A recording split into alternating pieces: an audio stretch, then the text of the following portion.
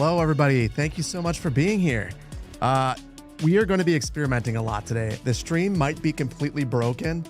I've redone all of the overlays. I've redone my office. I've modified my computer. I've done all of these different things.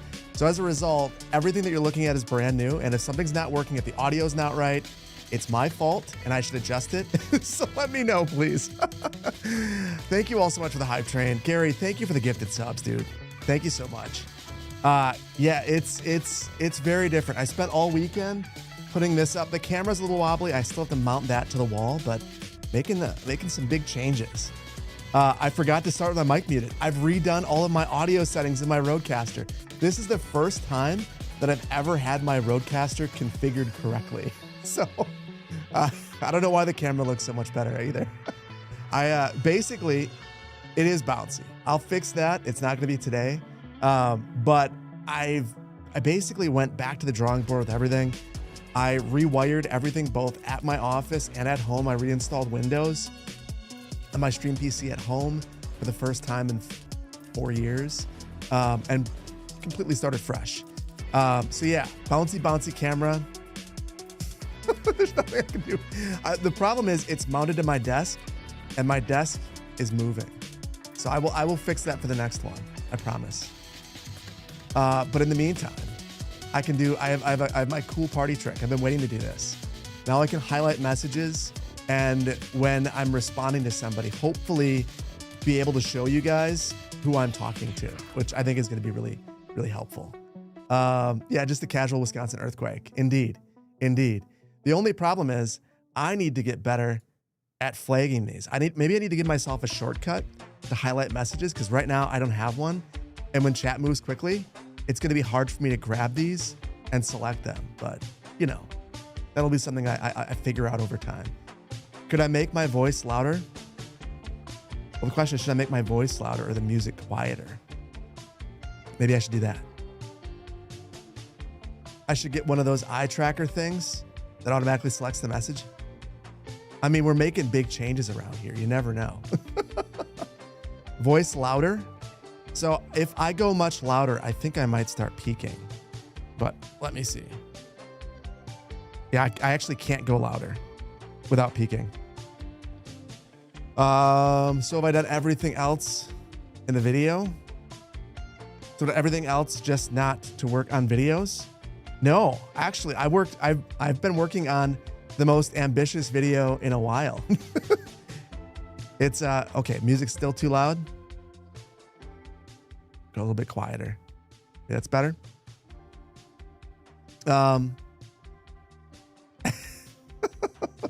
Perfect. All right, good. So yeah, hopefully the next video, I've gotten a lot done. I feel like I've been hitting it hard.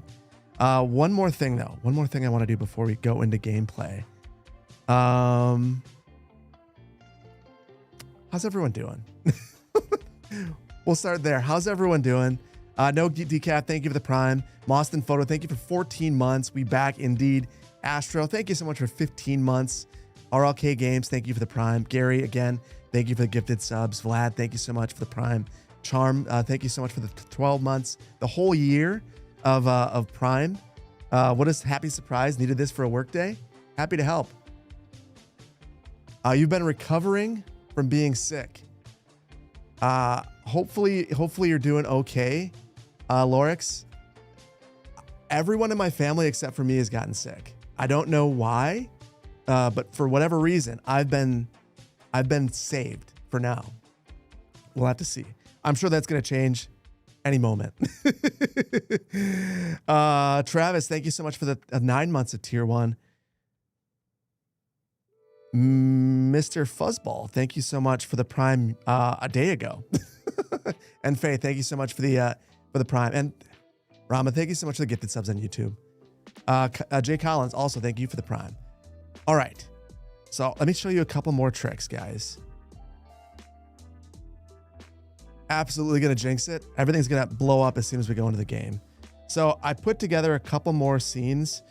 I have this scene right here where you guys can see when I'm loading in. So you guys know that I'm not just awkwardly staring at the game. You can see what I'm up to. And then we also have this one.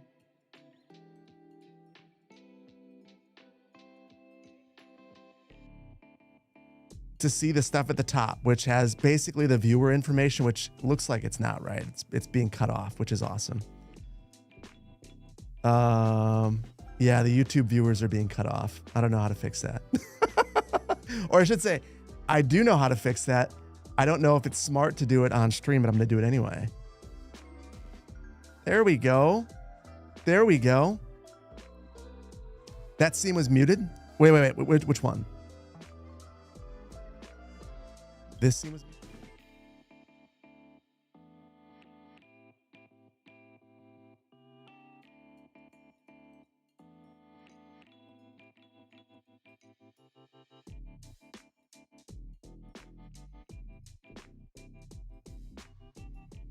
You see, guys, that's why I keep you around.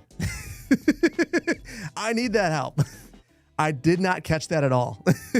Basically, I didn't have my microphone in this scene at all. Don't point the finger. I'm going to point the finger. I'm going to point the finger and make myself blurry.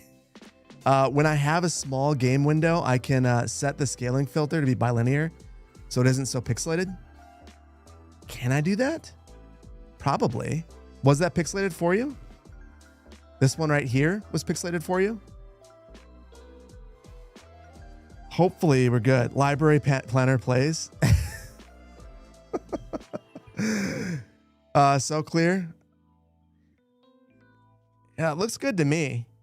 And it looks good in my preview, so hopefully it's good. I think we're good. So I'm going to leave that one poll question up. I want to know if you guys want to see the stats. So I have my local time and, oh, that's wrong again.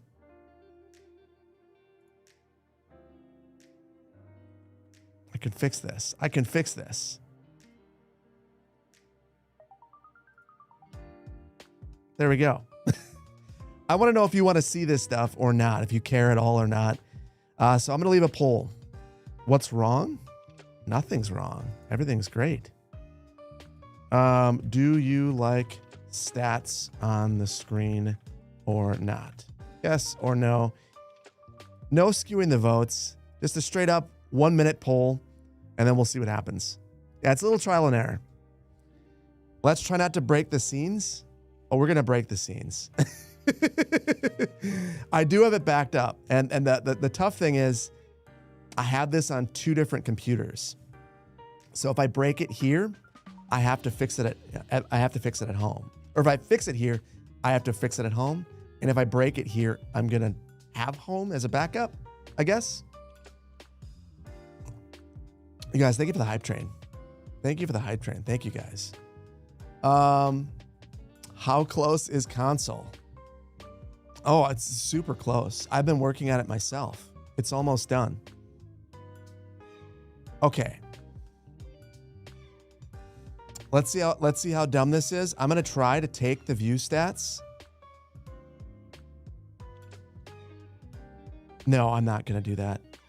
I'm not going to. Oh, no. I can. But I've got to steal it from a different screen.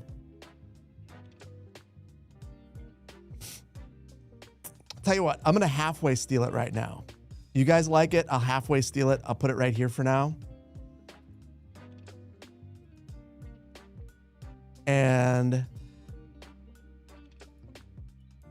I don't know why I didn't grab the clock. I'll need to create the box. Hold on. 1 second. One more. You guys get the finger one more time. One more time.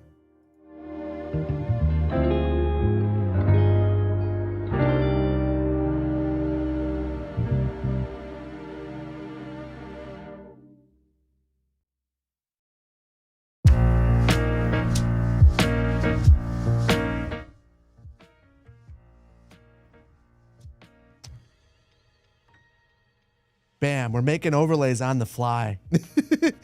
Is it a little bit janky that we're doing this on the fly? Sure. But you know what? You guys didn't expect a stream today, and now you get a stream, and it's a weird one. One more thing. I've just got to move the chat overlay down just a bit, and then we'll start building. Or I'll break things.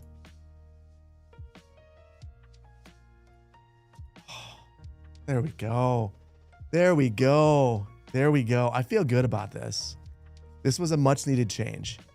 The only problem is we've got a lot of problems in Magnolia County. So I thought I would like make a thumbnail and pull this up and we'd get back here and it'd be no problem. I would just redo this neighborhood. Basically, after making this neighborhood in the last stream, it really brought to my attention how bad the neighborhoods surrounding it look. Even this neighborhood right here, I have a strange mix of assets that I wouldn't have chosen if I've had some of the region packs available. So I'm going to go through the neighborhoods kind of one by one, and I might do some of these on stream. But basically, oh yeah, if you're a VIP, you're able to drop JPEGs in. So that's why, I think maybe that's why Astro got to do that. So yeah, YouTube stream quality is so much better. Should be the same. Should be the same. That farm is worth hundreds of millions. It really is. This would be worth so much. I've seen this happen. No fires, so all is well. Good, good, good. All is well. Magnolia is going to restart the bubonic plague. I think so. I think as much as I want to work on this neighborhood, I've got to see if this is a long-term problem or if this is just like one of the death waves that we've been having now in cities, which I'm not a huge fan of. I hope they take care of it. We've got plenty of capacity. So it seems like if we just wait it out, things will be okay. So can you guys ignore all of those overlays? Maybe I'll just go like this, and now we only have 5. That feels a lot better. Let them all die. So we're solving problems. We're not exactly solving problems. Basically, what I was thinking a lot about is when we built this neighborhood over here, you got to remember, initially, we had the police headquarters right here, but with Economy 2.0, we took it down, way down, and now we just have a small police station. There's this gigantic lot here. Some of the old landscaping is still here. It just looks kind of crummy if we're being totally honest with ourselves. It just doesn't look very good. So I want to go through here, change out some of the assets. Like I always imagine this being kind of a walkable area. Well, maybe this was supposed to be a strip mall. I don't really know what this is. It's ugly. This was supposed to be a police headquarters, and now it's not. It's just a big police station in the middle of a forest. We only have a bunch of the Eastern European low density, all the same home basically at this point because they're all level 5. So what I want to do is go through this entire area, redo the landscaping, swap out some of the zoning. I don't want to dramatically change things. So like, I'm not going to take this low density area and magically turn it into a high density downtown. I just want to swap out some of the assets, pay attention to the detailing, and make it look a little bit nicer. So that's going to be the goal. And then there are areas like this where I never envisioned this having this much density. This was basically supposed to be what we did in Bailey. So we're going to do some of that live, basically. Yeah, refining old Magnolia County. I don't really have a clear idea for an episode on how to go through and redo these. And I don't know that you want to see the same Bailey episode over and over. Jeez. Over and over and over again. You think I should do an Italian brain rot reaction video? I don't even know what that means. I'm too old to understand what that means. Don't forget Sully's grass surfaces. So it's funny. I've used Sully's grass surfaces, and every time I use them, people yell at me and say that they don't like them, that the green color is off-putting. So all of these right here are Sully's grass surfaces. And if you're wondering why I like these, if you build in the winter, which I never do, but if you do build in the winter, they accumulate snow, which makes them really special. You do find that green color off-putting too, Astro? Yeah. Whoa. Apparently we don't have that power for winter. We're just going to break Magnolia County. We're just going to destroy it. I don't even know why it's unhappy right now. Apparently a power surge has led to this. We might just restart. Pay the heating bill? I know. I am paying my heating bill. My GPU is warming this room up. At some point, I'm going to need to take off this sweatshirt. It's way too warm. But apparently, I'm not paying the power bill in Magnolia County. But yeah, so Sully's grass surfaces are half transparent, and as a result, they accumulate snow. So if you play in the winter, just get rid of all those overlays. This is the way to go because the normal grass surfaces look like this in the winter. And I don't know why they haven't fixed this yet, but Sully's figured it out. But then again, I find winter to be not very fun to play in for a couple of reasons. Number one, the glass is covered in snow, and I can't imagine driving around like that. And then like we don't accumulate snow in places where it should be. So we have it where it shouldn't be, and then where it should be, it's not. So it just, to me, winter is not worth playing in right now. And then if we have winter on, we have to deal with spring and fall, and they look the same, and they both look sad, at least in my opinion. So, yeah. Let's see, did we kill this? We didn't kill Magnolia County. I'm still gonna reload in. It's illegal to drive like that in the UK. It's illegal to drive like that in Wisconsin too. Oh my goodness. And I almost inadvertently clicked on the next Saguna Beach, which, just gonna say it. The next Saguna Beach is awesome. I really enjoyed putting it together. It's every video has been like coming together a little bit more and a little bit more. It's been so much fun. Self-driving cars, that's exactly how you can drive without cleaning off your windshield. That's how you do it. The next Saguna Beach it's huge. It's a massive episode. Yeah, I did spoil it. So you know a lot happens if you see the population numbers. I didn't publish it yet, the save. Saguna Beach has been hitting it out of the park. I appreciate that. I feel like that series almost imploded because of the idea to make it a partially stream series. But since then, I've enjoyed that series. I think I've enjoyed Saguna Beach more than any other series that I've built so far. It's just been a lot of fun. So I'm glad to hear that you guys are enjoying it too. When is it coming out? Maybe Friday or Saturday. It all depends on when I can get it to Twitch subs, patrons, YouTube channel members. I like to get it out for a day first. So we'll see. It's being edited right now as we speak. The city tour is being worked on. So there's a chance a draft is ready tonight, and maybe I'll just render it out and kick it out for members. We'll see.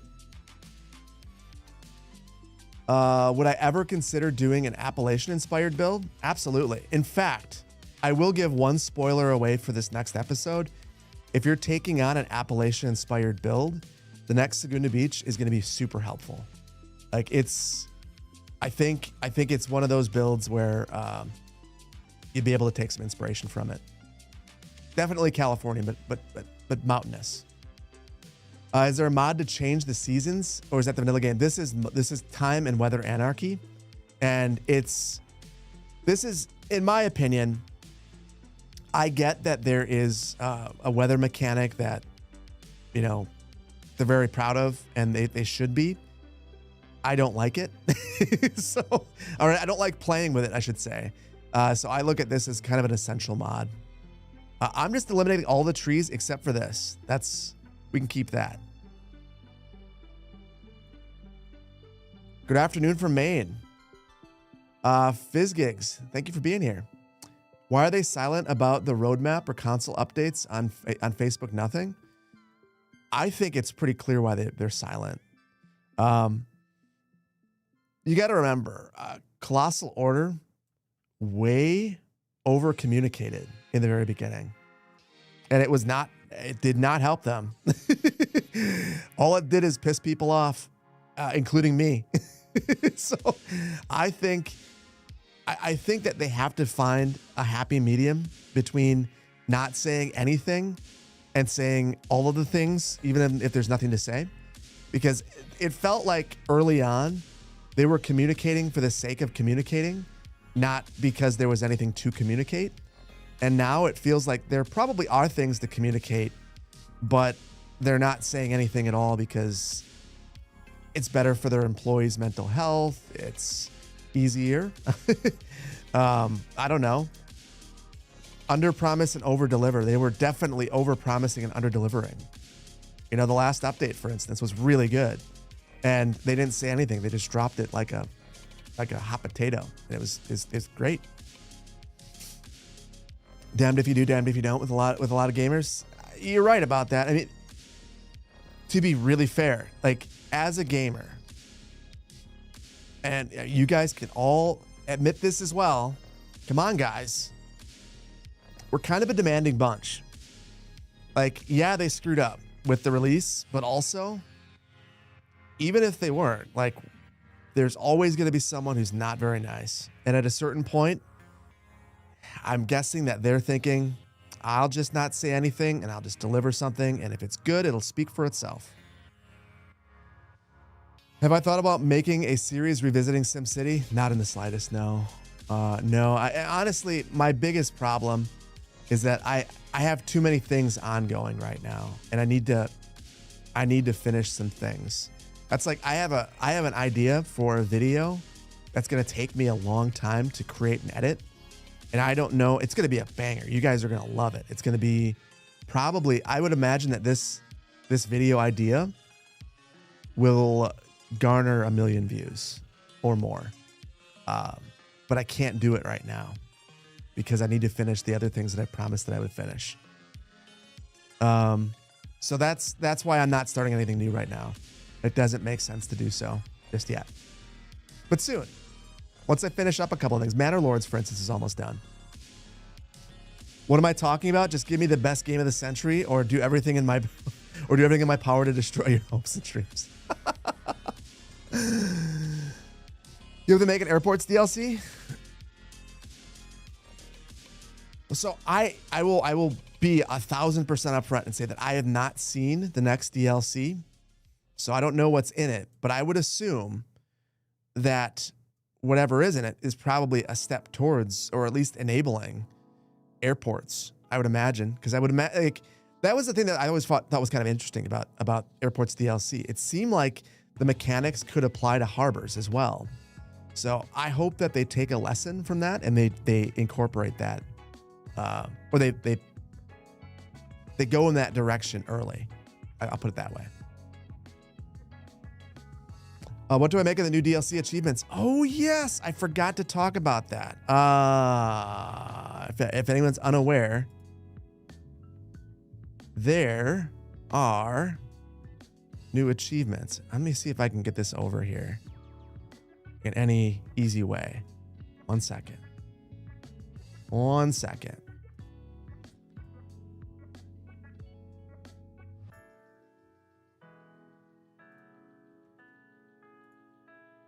This will work. There we go. We got some new achievements that were apparently leaked. How much is the fish? Gather 10,000 tons of fish resource by fishing boats or fishing farms in one city. Ship it. Transfer 24,000 tons of resources through cargo ports. A different platformer. Gather 2,000 tons of oil with an offshore oil platform in one city. Draw me like I'm one of your lift bridges. Draw 5 or build 5 draw or lift bridges in one city. So we know that those are going to be in there. It's pronounced key. Build 5 kilometers of keys in one city. So we're getting key walls. And then perfect. Build 2 kilometers of piers in one city. So it shows you what is going to be in this DLC. Someone leaked this. Super dope. How do I feel about it? I feel pumped. I want to see it. Like there are issues with the game, but right now my biggest issue is it's got a lot of content now, but what I love about Skylines is that there are a ton. Exactly, First Necker. Good to see you, buddy. Skylines has a whole bunch of content. Always. That's what makes the game special. That's a secret sauce. So having a DLC and finally moving towards like getting new content, man, I am pumped. The big question I have, and I'm not even speculating. I'm just curious what this means for assets. I'm hoping that, they're related, but this already looks awesome. I'm super pumped. I'm hoping that this also means that some of the issues with shipping are resolved. I can't imagine that they could release this DLC with this particular achievement and have issues with shipping. So yeah, we'll see. What do I want to see in CS2 the most? The Nerdy Tommy. What I would like to see the most, I want to see park life. I really miss park life. It's the thing I miss the most. I mean, I built that big reservoir in Segunda Beach and there's no one there. It's so cool, but also it doesn't do anything. And I desperately want that. That's what I think I want. You say, Charm, you say bikes. You want to see bikes? Yeah, for sure. I'd like to see bikes, but I'm not. To me, that is second to parks. Parks are so important. Yeah, big park districts are a big loss. I completely agree. Something nefarious. Park Life was hands down the best DLC. I agree. Like the next Magnolia County build. I already know what it is. I know what the story is. I've been looking forward to telling this story for quite some time. If I had Park Life, it would be a better episode. It'd be a better build. It's still going to be a great build. I'm going to give it my all. But I think it would be better if I had Park Life. And that's a hint as to what it is. None of you will guess what it is. No one will. And that's the way it should be. Water recreation would be cool. Absolutely. And I don't know if this next DLC is going to have recreational water activities. That's why I didn't want to spend a lot of time in the marina in Segunda Beach. I was like, well, let's just say they have a marina and I spent all this time on our wonderful pedestrian marina that we all like to build so much now. Be a mess. Functional food stalls and stuff. Oh, actually, that would be something that I would like to see. So right now, it's something that I think Foundation nailed. When you plop a prop, the citizens actually use it. And I don't know why it's not like that in Skylines, but it would be amazing. That would be an improvement from Skylines 1. I'd love to see that. American Homes Pack would have been so much better if it was high density commercial. The ones we have right now kind of suck. I don't know. Honestly, I think we got what we need. I feel like what I'm missing are Midwestern and East Coast, Southern style homes from the U.S. That's what I would like to see personally. Sears kit homes, exactly. They're found all over the U.S. It to me feels like that's what's missing. So yeah, I'm gonna be super biased though. That's like people say, what is your favorite region pack? And I don't even want to answer the question because I'm so biased. Like, I like the region pack that allows me to build my build. That doesn't mean I necessarily think it's the only great region pack or the best for everybody. But the best one for me is the one that lets me build Magnolia County and Segunda Beach. The Southwestern pack for me has just totally changed the way I build. Industries need some love. You had to rely on mods for so much industry. Oh man, Gary, you are not kidding. The fact. So I don't know if you guys have taken a look at these. So there are a couple of new mods that mod industry, and they separate all of the industrials, all the different industrial categories into separate zoning categories, so that you could zone just manufacturing or just warehouses. And obviously the demand still has to be there for each category, but it's so cool. It's so cool. And I just wish that that was in the game. I wish that was in the game. What broadcasting software am I using? I am using OBS. It's the only one to use. I tried Meld on Master Plan Music, and I'm not gonna stick with it on there. I've mentioned that I've been knocking a lot of things off the list. One of the things on the list is redoing Master Plan Music in OBS. Yeah, it's open source. It's so flexible. It's a steep learning curve, but you can do so much with it. It's just so good. You use Streamlabs? I use Streamlabs for one thing. There's only one thing. That little overlay at the top, the one that you guys see right up. I guess you can't see it. The overlay that shows how many people are watching. I created a Streamlabs account specifically for that overlay. I have a weird Frankenstein of a setup now. It's a mixture of that one Streamlabs overlay. I have a bunch of Stream Elements stuff. I'm using StreamerBot for chat now. StreamerBot for a bunch of different stuff. Streamlabs. Well, so Streamlabs, one of the reasons I don't like Streamlabs is Streamlabs OBS? Yes. They used to call it Streamlabs OBS to confuse people. And I think that that is wrong. So they stopped calling it Streamlabs OBS, but yeah, it's just the skin version of OBS. In fact, if you wanted to, you could just get normal OBS. And if you wanted to use some of the Streamlabs overlays, you're able to just install that as a plugin for normal OBS. So I don't know why you would ever use a proprietary version of OBS. You can do all the same stuff in OBS. You just have to learn it.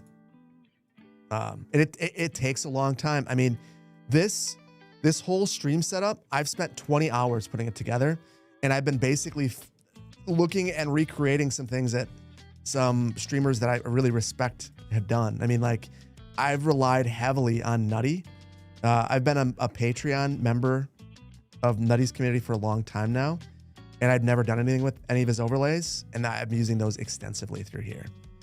Mostly because that little party trick of being able to highlight a message like this, I really wanted to be able to do that. And now that I'm using Nutty's overlays, I can. Super cool. Need to add skywalks to the game? I swear that I've seen someone do that. Don't know who it was. Someone did that. Should give it a shot. Have I heard when the asset manager, asset mod will be released so you can start creating your own assets? No. I am as frustrated as you guys are. I think I'm frustrated for a different reason.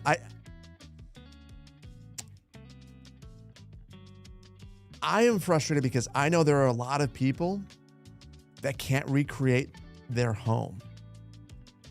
So a lot of people are being left out. I feel like with the region packs, I'm in a good spot for the time being. But yeah, I've heard nothing. Hopefully we get something soon.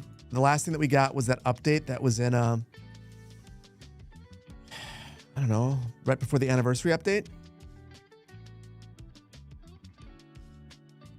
Elevated pet paths with anarchy. Yeah, that's how you do the skywalks. Elevated pet paths with anarchy. You're still waiting for me to open my brew so that you can open mine.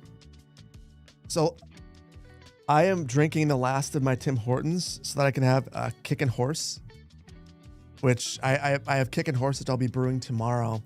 As far as beer goes, I have a hard deadline on this stream because I am going to drink beer after the stream. I'm not going to drink on the stream. I have to go sit outside at a bar about 10 minutes from here. So yeah, I will be drinking, but not on stream. I gotta go see people in the real world and sit next to grass while I'm drinking my beer. It's gonna be nice. I have to. Poplar Ponderosa.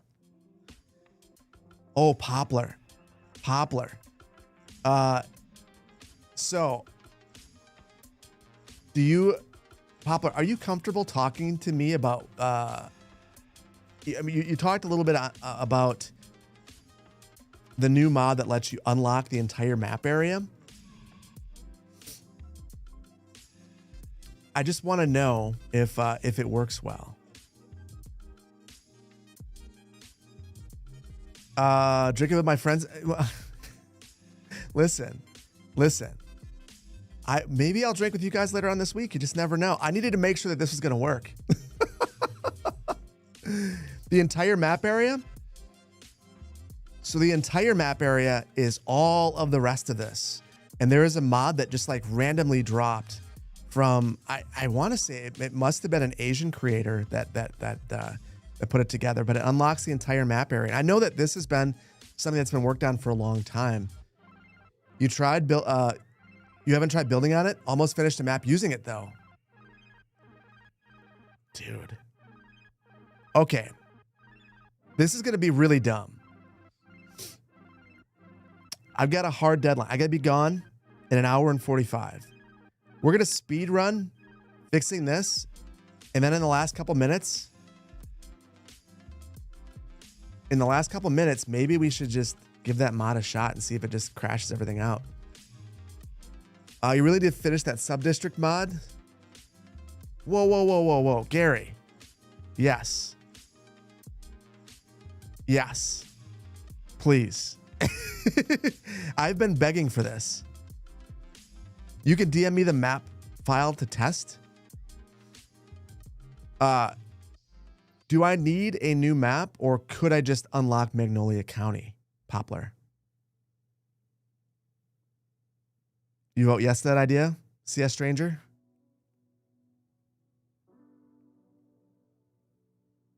No, it stretches the terrain. Oh. Yeah, Poplar, could you send that to me? I can't, so you can't open a new save using it. That's unfortunate.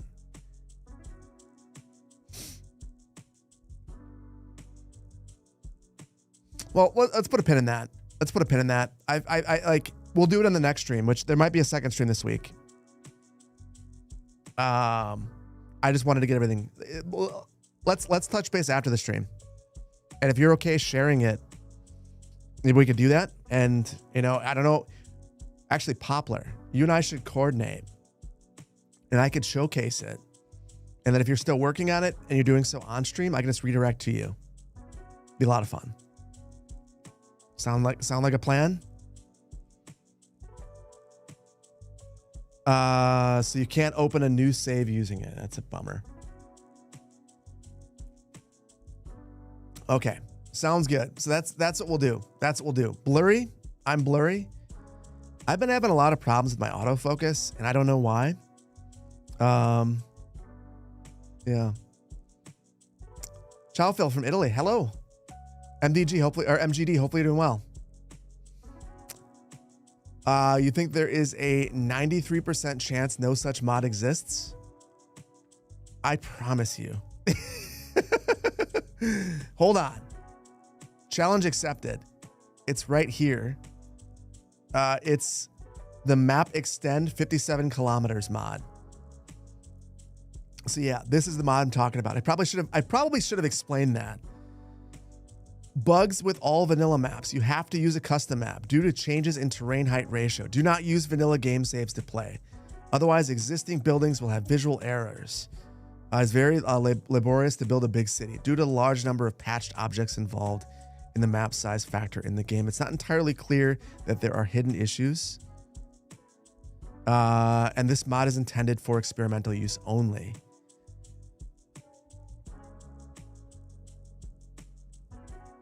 Yeah, I'm going to experiment with this off stream before I do anything on stream. I'm going to screw up my entire game.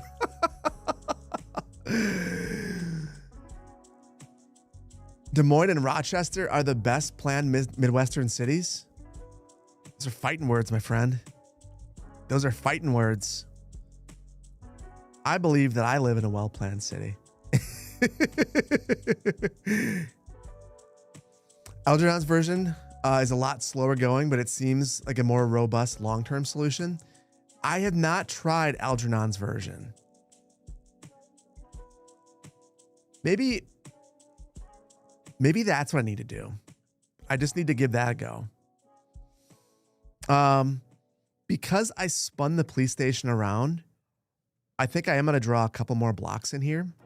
So forgive me, we are going to be building some new things.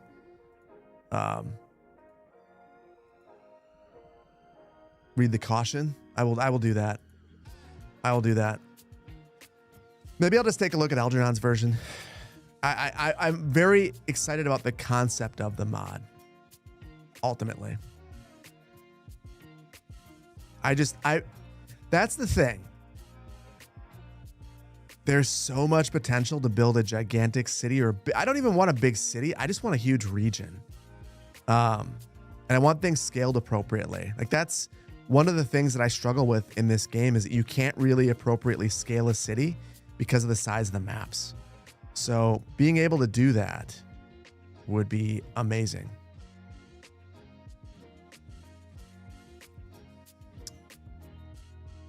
High density commercialist feels not right. You can't put your finger on it. The reason it doesn't feel right is the city's not big enough. It's the thing I've been struggling with here in Bend. Bend was not supposed to be this big, guys. I didn't want to start the map here. When I built this map, we were always supposed to begin building over here. But when I built the map, there was no way to change the starting tile, or at least no one had figured it out. So as a result, I was stuck building in the default location for the River Delta map, which is where Bend is. So my intention was to just like kind of make this small town that, like, you know, we start building this and then we move over to Paradise Bay. But then people, including myself, got attached to Bend. The problem with Bend is that it's just not sprawling enough to support a downtown of this size. And it's all sprawling to one direction. And it's really only like 4 blocks. It's just weird. So that's kind of my goal now, is going to be to rethink this and just like take Bend, and reasonably, for the size of the downtown that we have, I think that Bend should probably be this entire area right here. It should be massive. So, you know, you want to know what the next few episodes are about. It's going to be just like, it's going to be growing Bend to be very large in terms of physical size. It's too small right now. I wish that I could have a nice tight grid, but because of the terrain, it's not going to be all over the place, but we'll probably extend the grid up this way and do a few different things like that. It's not weird, it's special. Merch drop coming soon. That's on a list of things. I did the walls, I redid the overlays, reformatted my computer. Master plan music is after that, and then merch is right after that. Merch is a more complicated one. I'm not satisfied with the quality of the sweatshirt. So Komrowski's rocking a 1 of 3. So yeah. Is Paradise Bay still going to be big? Paradise Bay is still going to be the biggest city in the region. We're going to be heading back there soon. The next episode's kind of a detour.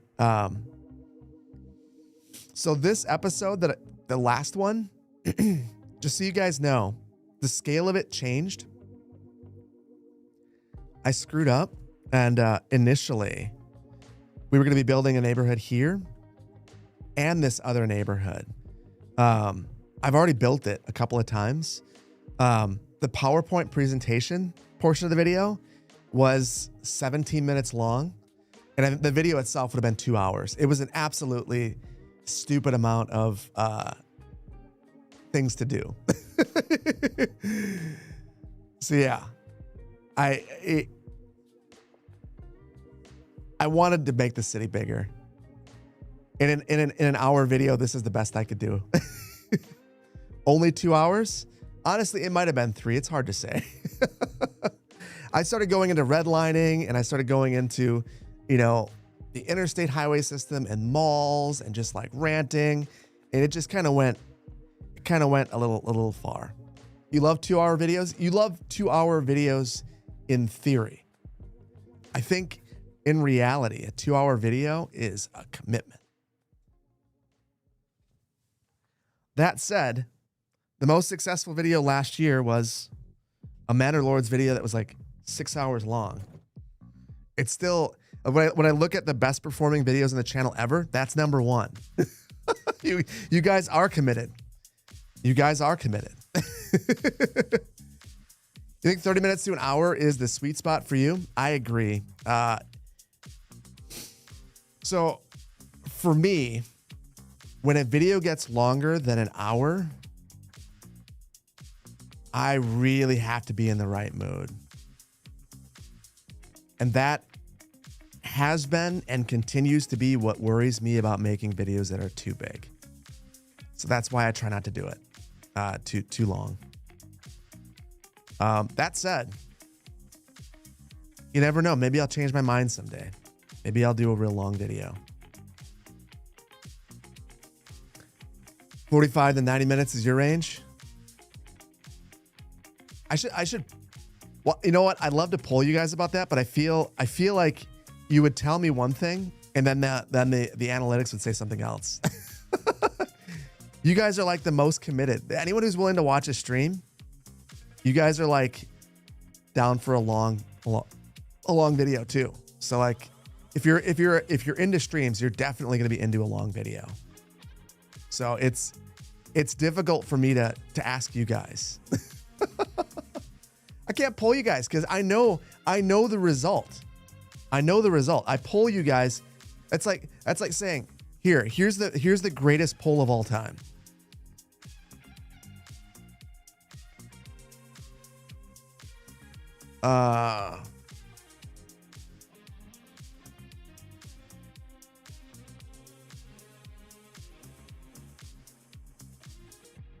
I just want to know, would you guys watch a 10-hour stream? Just want to know. What a great poll, huh?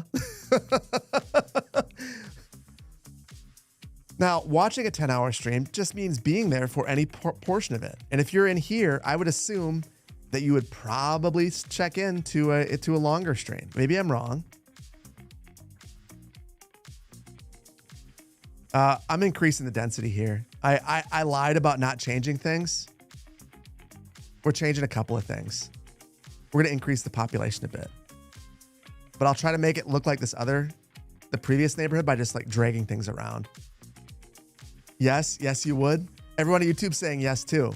Now that is how I know it's a self-selecting audience, because on YouTube, the number one thing that I see with streams, so streams generally have a much higher dislike ratio. I can still see them, a much higher dislike ratio than videos. And it's people who are saying, not enough building, too much talking. And I don't have time for a 4-hour video.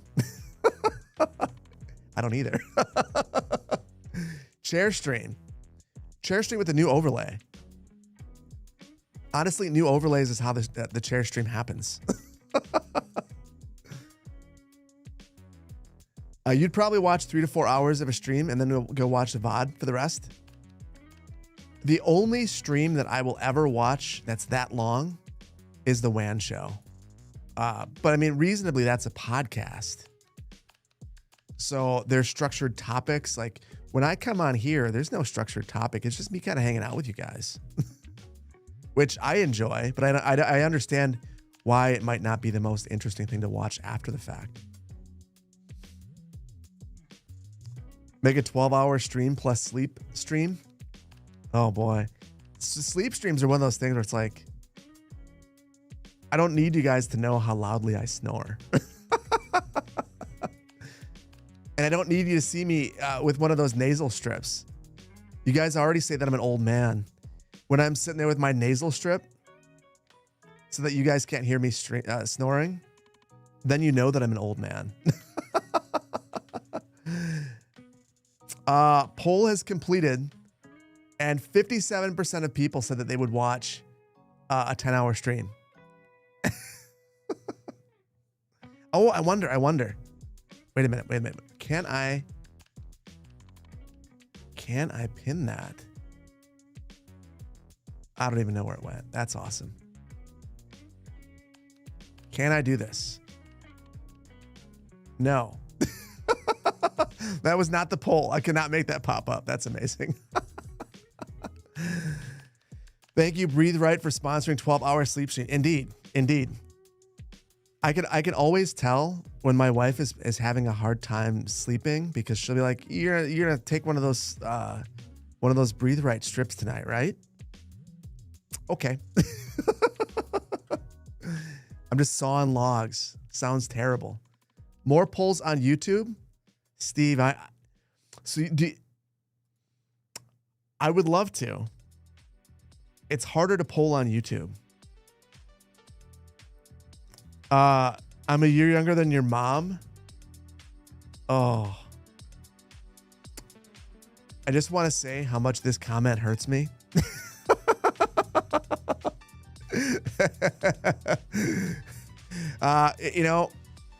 It's okay.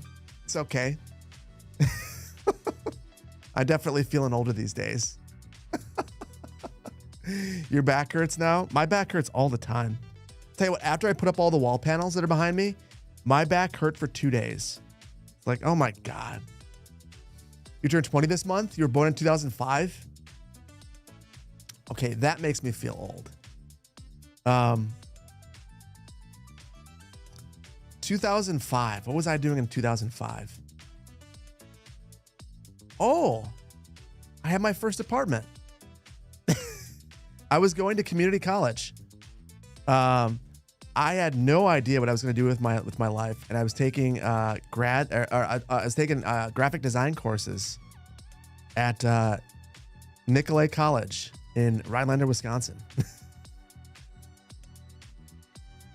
Good times, very good times. It was a thing to do, and I was very much struggling figuring out what to do with this with life. So definitely not being born. I am old QZ. I know. But here's the thing. I actually really enjoy getting older. The great thing about getting older is you become super confident in who you are, and you just stop caring. And the older I get, the more I feel that. Like, I just really don't care how people feel anymore. Like, no offense. I care, but also I don't. I think it's one of the reasons that it's like the longer I do this, the easier it gets, because I get older too, and I don't care. Like, I don't want to offend people. I care about people's feelings, but I don't care how you feel about me. Like, if you don't share my opinions, that's okay. We can not share the same opinions. If you don't like the clothes I wear, that's fine. I used to be really concerned about that stuff, and I get really nervous about looking cool, and I don't care anymore. I just don't care. I don't care. None of it matters. 1990 baby here. My sister is. And my sister-in-law. You graduated high school in 92? In 2004 for me. Steve, you're in the over 50 club. Born in 79. And doesn't it feel good to just feel confident and comfortable in who you are at your age now? You got, ideally, financially, you're in a better spot than you were. Things just feel a bit more, I don't know, they just feel better. I'm your mom's age. That's amazing. You're born in 68. Nice. Born in 53. So one of the things that I love about this channel is the variety of ages and locations of people. It's wild to me. The demographics of this channel skew older than most gaming channels. I think that's the nature of me being a dry old person myself. But there are younger people here too. And that's one of the reasons why I like to, I don't know. I want to keep it fresh, but I also want to stay true to who I am. We're going to get rid of everything on the street and I'm going to replace it all, make it look like Bailey. So if you're wondering why I'm just like unceremoniously getting rid of all of this, it's going to be mixed use. All of these buildings are terrible. Hi from Switzerland. Panicore. Hello. Virginia turning 39 this year. 39 is a good age. When I was in California, I was actually celebrating my friend's 40th birthday.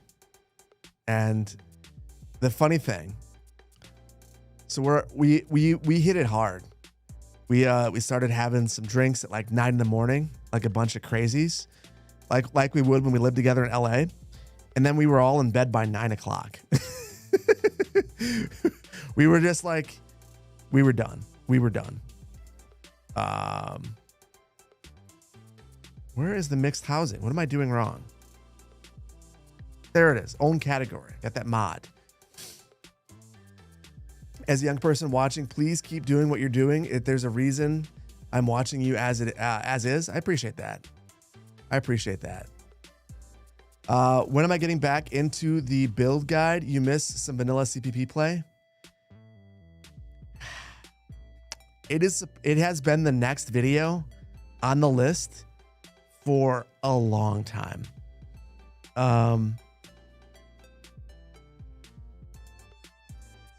It'll be soonish. It'll be soonish. I don't 100% know when it's going to be, but it's going to be soonish.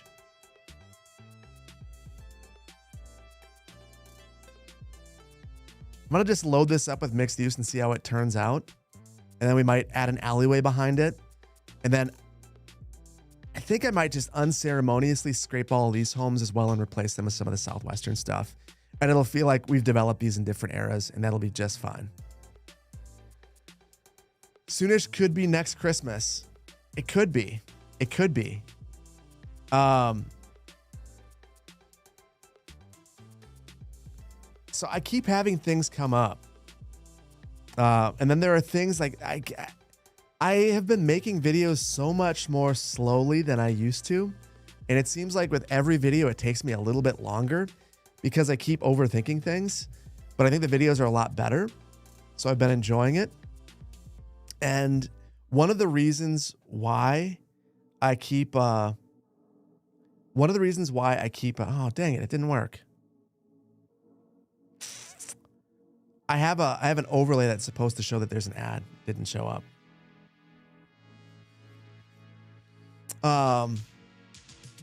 Anyway, yeah. It's on my radar. I just keep having other ideas.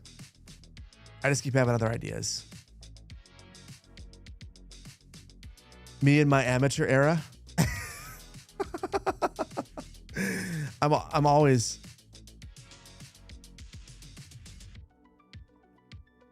an amateur. The worst thing about getting older is you have to care about everything in your body being broken or breaking.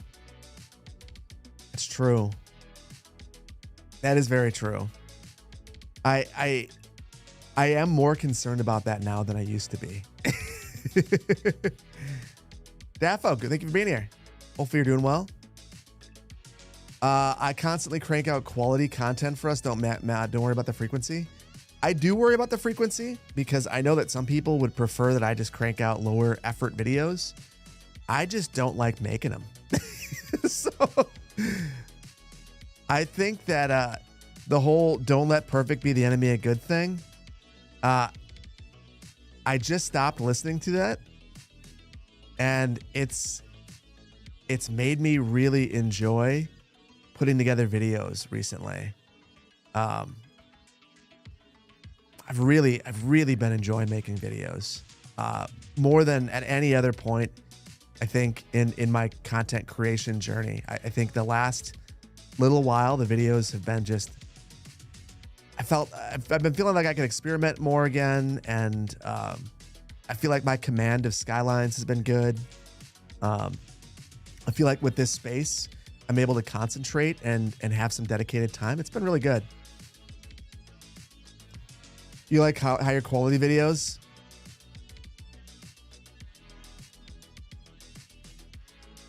With a set goal rather than just pumping out random videos? Steel Airship, I agree. I feel like there has to be a reason for the video.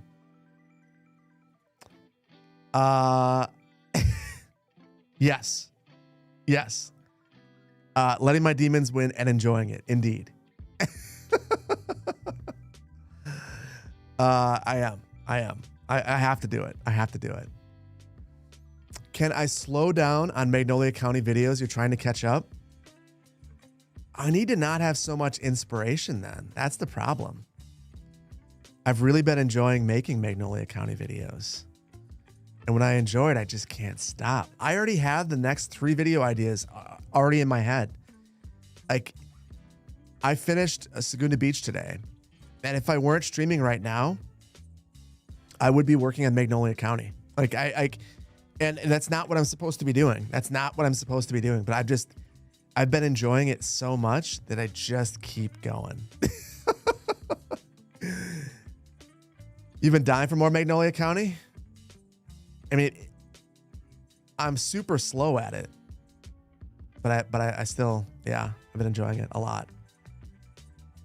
I'm using the new trick that I learned in the last stream.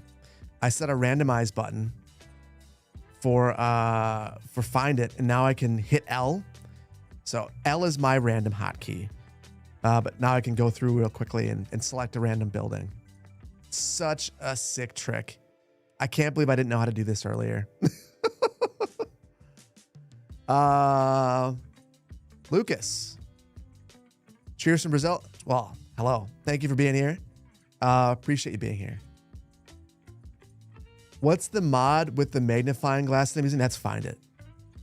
That is Find It. So Find It is allowing me to look for specific buildings, and it's allowing me to use the eyedropper to select buildings if I want to. I think Find It's one of the most critical mods, without a doubt. And this is taller than I was envisioning for this area. I think I still may roll with it. It has the Main Street vibe that I was hoping to capture in this corridor. I think it's good. I was really hoping for more of the I don't know. No. We're going to mulligan it. I'll lock this one in place. Seeing that 2-story building, I mean, this is really what I wanted here.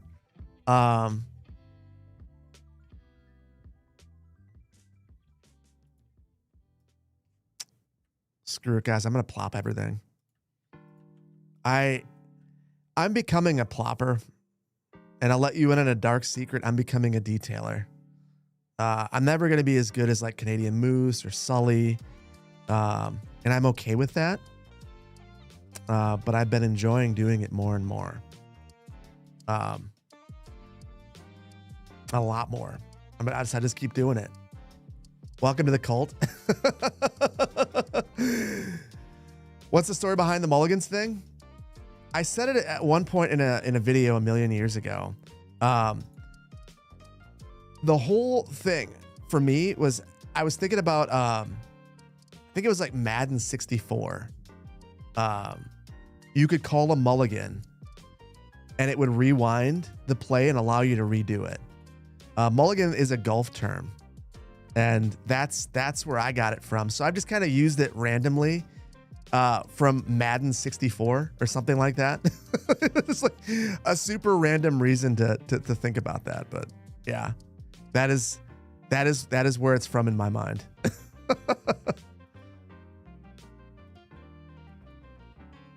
Yeah, that just looks so much better. Just to place the assets that you actually want and create a cohesive block. This is going to be the biggest block. The rest of them, 3 stories or 2 stories, much better. Much better. One of us. I'm trying. It's hard. I know a lot of people, like every time I do a build like this, there's a group of people who are like, you're just cheating. You're just cheating. And I hate it. But here's the thing. In the real world, when you plan anything, you don't randomly spawn a building. Like there's nothing random about it. There are certain areas where you can do things by right, but it's very strictly controlled. And I don't have that level of control in the game. The only way that I can get it is to plot buildings. So for me, like it just feels natural to do this. And the more I do it, the more I see a positive result, the more I want to continue to do it. So I wish that there was a way to control the height of buildings in a zoning district. If there's ever a game that does that, I will become its greatest champion. But until that game exists, I got this going for me, and I'm enjoying this as well. Yeah, cheating. People say that it's cheating. Part of the fun of the game for some people, and I get it, and I'm one of those people to a certain extent, is letting the game do what the game's going to do. And it's a simulation part of it. Here's the thing. When you plot buildings, you're basically saying, I don't really care about the simulation. Or I care about the simulation, but I care about the simulation kind of. Only insofar as it doesn't get in my way. And I understand how that could be frustrating to some people, I get it. Cheetah. I am a cheetah. I'm a big time cheetah. I'm big into cheating. And I'm gonna keep it up because I think that the more that I've embraced cheating, the more that I've enjoyed playing. It's the reason why I haven't been doing as much vanilla. I feel like you've got to find your happiness. And when you find your happiness, you've got to run with it. So yeah, that's what I've been doing. What bit? What am I want to find medium row. Why can't I find that building? That's what I've been looking for.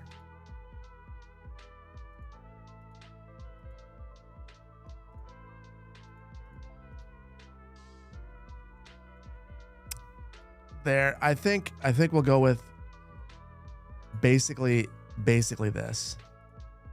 Whoops. Hold on.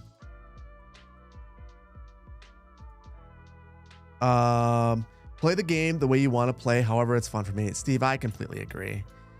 That's why I always loved this game and games like it, is that it allows you to play however you want. That's my biggest complaint about the game too. Like my little tile upkeep rant, which I will continue to have over and over and over. The reason I don't like it is it's the game not letting you play the way that you want to play. That's the special thing about this game, being able to do that. When I plot buildings, you can fill in weird shapes. Yeah, exactly. So a good example of that, we're about to have it.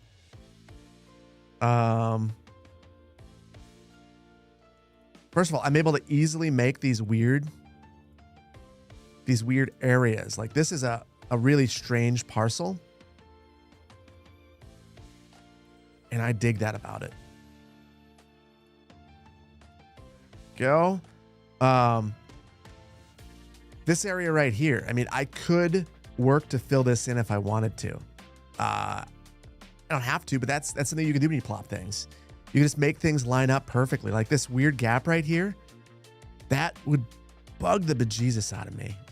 I don't have to let it bug me because I have move it and I plopped it, and I can ensure that this building never changes. and that they're butting up tightly against one another. And that's just so big. It's so big.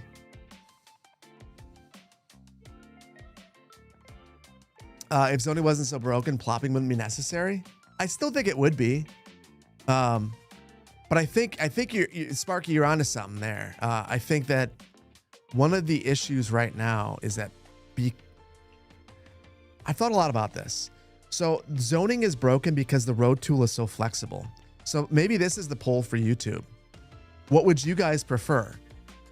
Flexibility, this crazy amount of flexibility that we have with the road tool, or that the road tool is much less flexible like it used to be, but it doesn't break your zoning ever.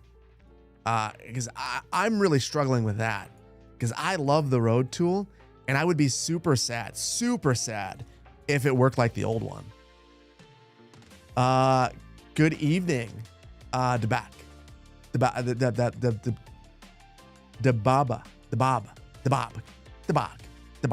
Good evening, Electrode. Good evening,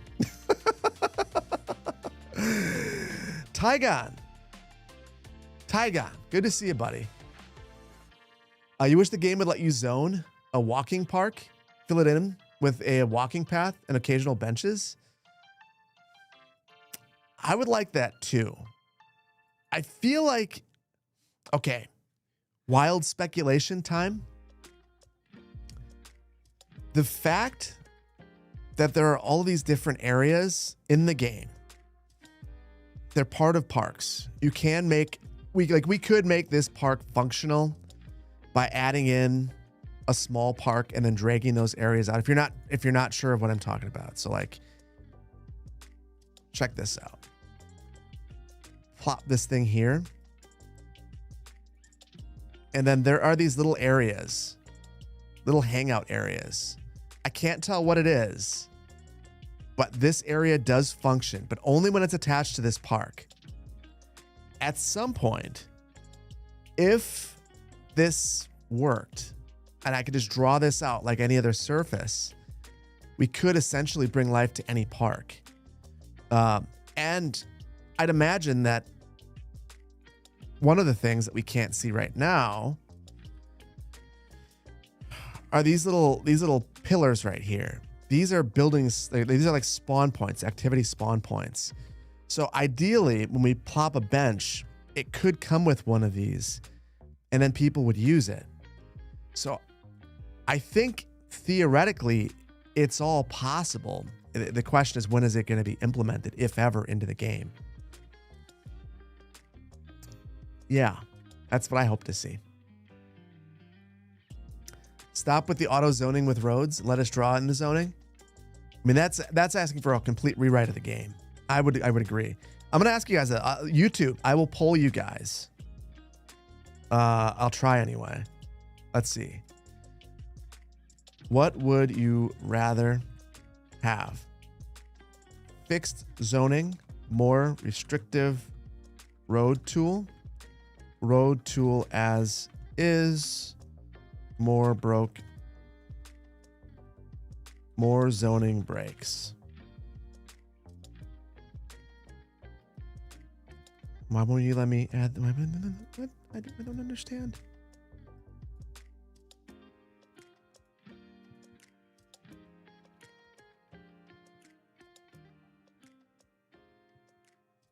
Okay. YouTube giving me random requirements. Oh, wow. You're killing me, YouTube. You're killing me. Let me start the poll.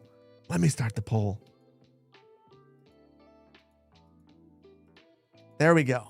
Oh my goodness. Time for a brew. What should you get? What are you in the mood for? I'm gonna drink an IPA when I get my beer. That's what I'm all about today. I had IPA out of a keg in California, which was new for me, and I was really into it. I thought that was wonderful. Dragon's milk? Oh, dragon's milk is so good too. I'd have some dragon's milk. I'm probably gonna have a Fantasy Factory. It's probably what I'll have when I go out. We'll see. Woo! I don't know what's going on there. A bus stop? The smallest bus stop in the world.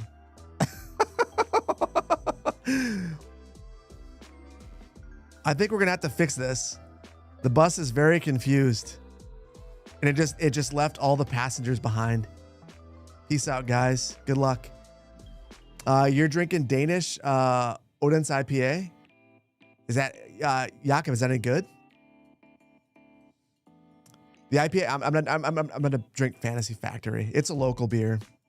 It's the one that I've had on stream that it has a cat riding a unicorn. It's basically the most Madison beer that you could find. And I just love it. I love Madison, so not surprising that I love a Madison beer that's extra Madison-y. Oh, there's the bus, and it just slammed in there.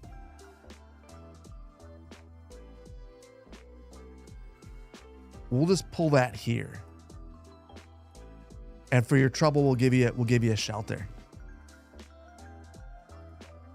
Perfect. Cherry Coke, Zero Club.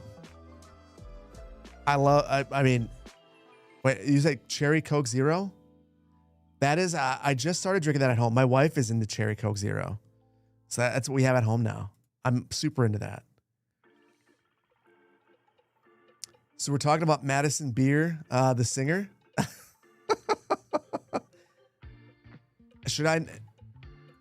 Okay, first of all, should I know who that is?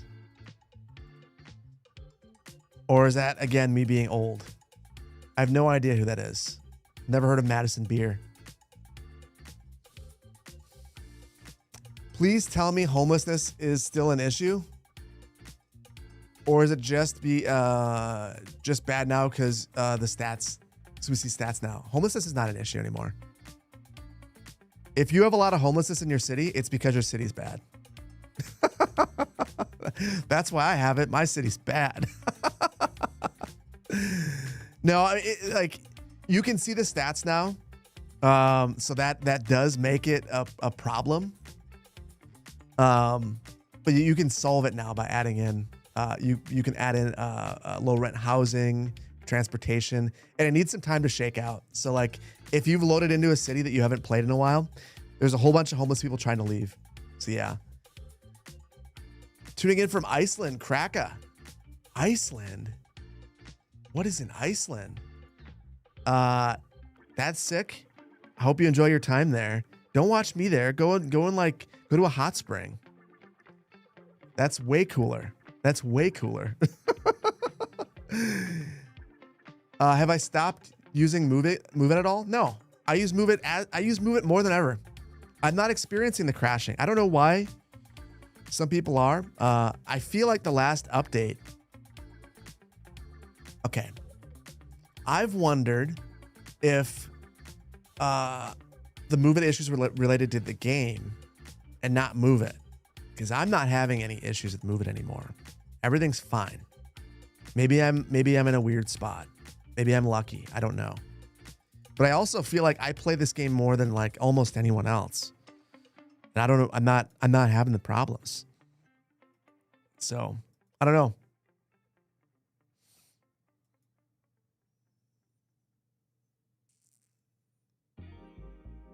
Work made you get on your computer, so I was on, so you had me in the background. You'll go out soon. Kraka, I like it. Also, say hello to your boss for me.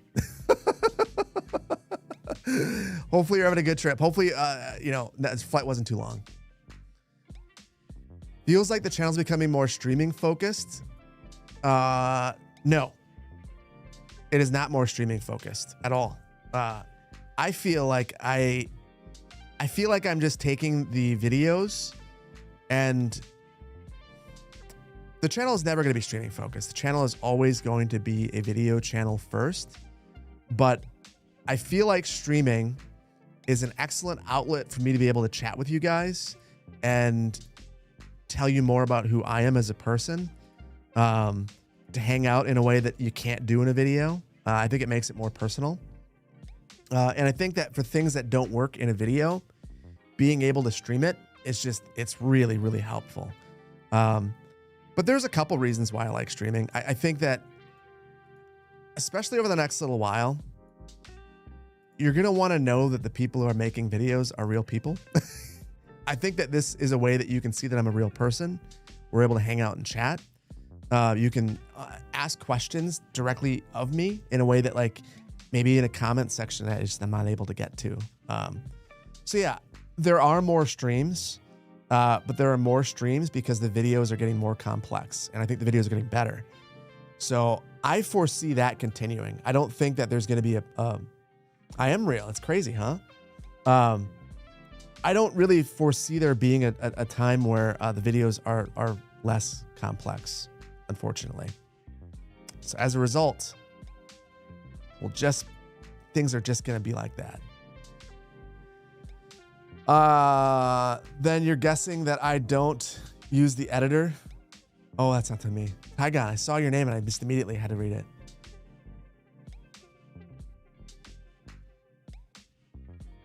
Do I have any kids? I have 2 kids. Yeah, I have 2 kids. I have a 10-year-old and an 8-year-old. And that's another reason why I don't like to swear on the channel, is they're at the age now where not just they watch the channel, their friends watch the channel. Like, for the longest time, I told my kids, like, please don't tell your friends what I do. But there's only so long that I could get away with that before they just, like, all of their friends now know that I have a YouTube channel, and some of their friends play City Skylines 1 or 2. And as a result, they're all very interested in knowing, what it's like, having a YouTube channel and whatnot. I've tried not to glamorize it though. Like, it's one of those professions that a ton of kids want to have, and not many people get to do it. And there's a lot of talented people who never get lucky. I get very lucky. So yeah, yeah. I'm kind of rambling about that, but yeah. Your girlfriend has expressed excessively that she would love to be my editor. I've got an editor right now. In the future, I'm not going to rule it out. I love my editor though. My editor's the best. We have a great relationship. He's probably coming to TwitchCon with me. I have to book the tickets this week still. But yeah, we really click. I feel like I've told him to push him to do a little bit more, and he's doing it. Over 2 years now. I'm gonna stick with him until he doesn't want to be with me anymore. You're pretty sure if you were a pro YouTuber, your kid would be telling everyone? They do. They do, and there's nothing I can do about it at this point. So, is what it is. I'm going to add a whole bunch of the Southwestern homes through here, and I'm just going to randomize them. I'm going to try to grab larger buildings, so I'll go with a lot depth of 5. And I think that will eliminate the ones that I don't like.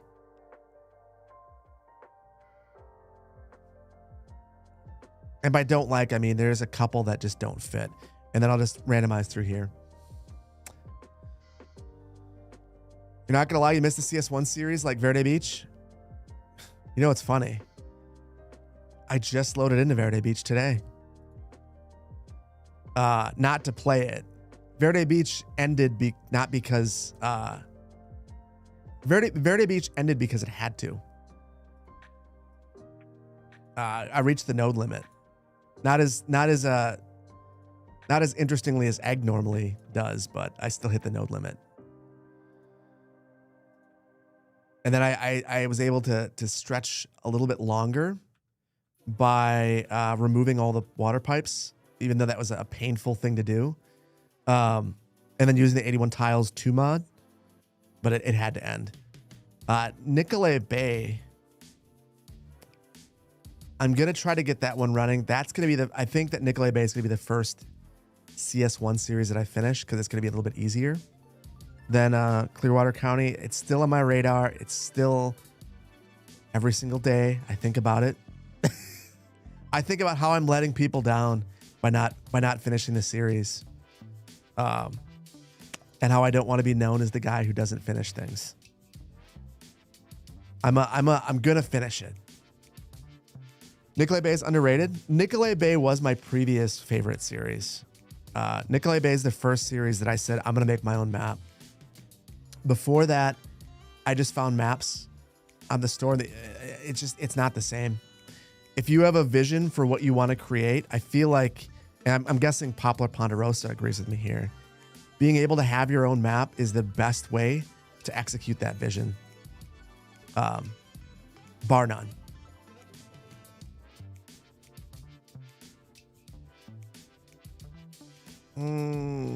Let's see. Yes.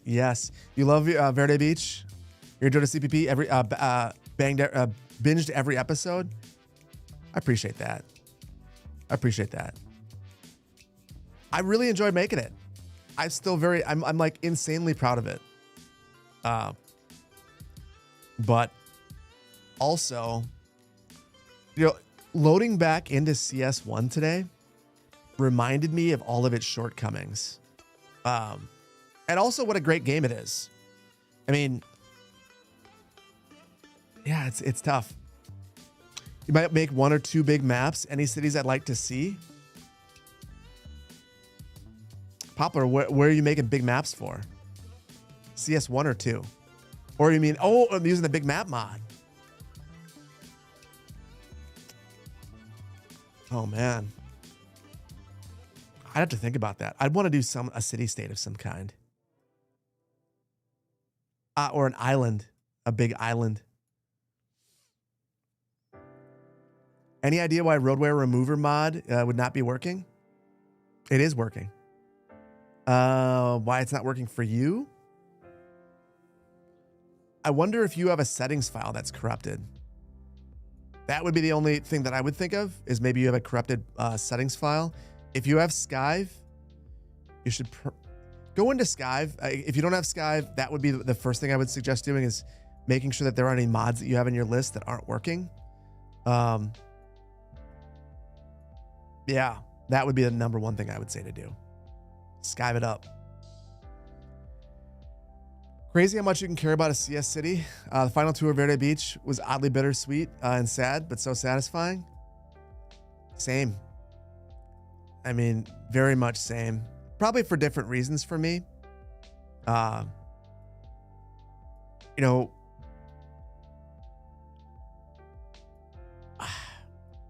Bluffside Crossing was the first thing I did on the channel, but I never meant to have a YouTube channel then.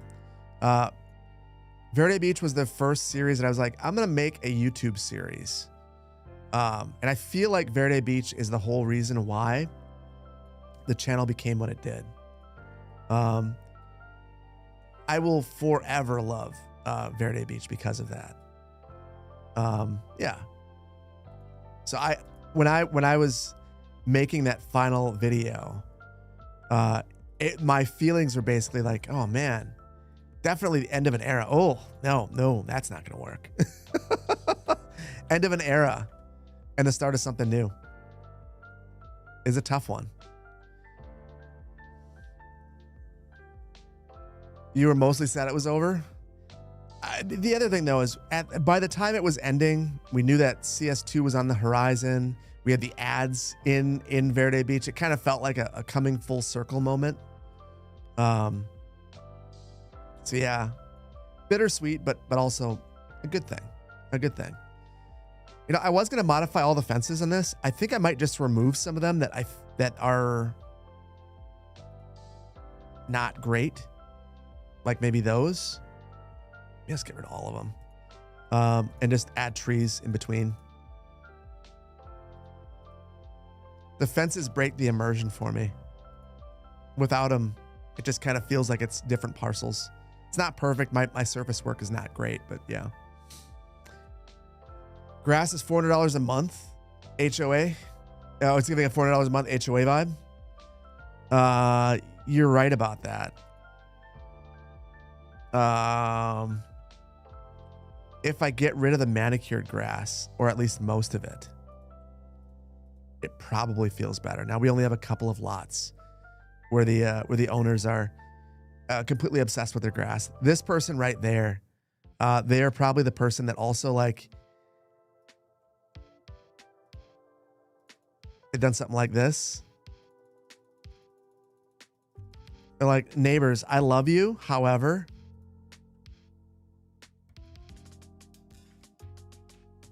also, I don't want to be too aggressive. It's not fully bushed out, but also it's fully bushed out. You could see where the parcel line is.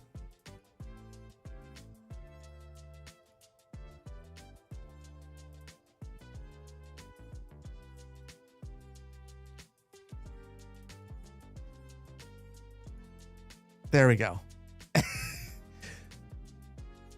Someone in my neighborhood like that, they get their whole, no fence. Why do you need a fence when you've got so many bushes that you basically have a fence? Maybe fully bushed out was the wrong way of putting that. Oh, anyway.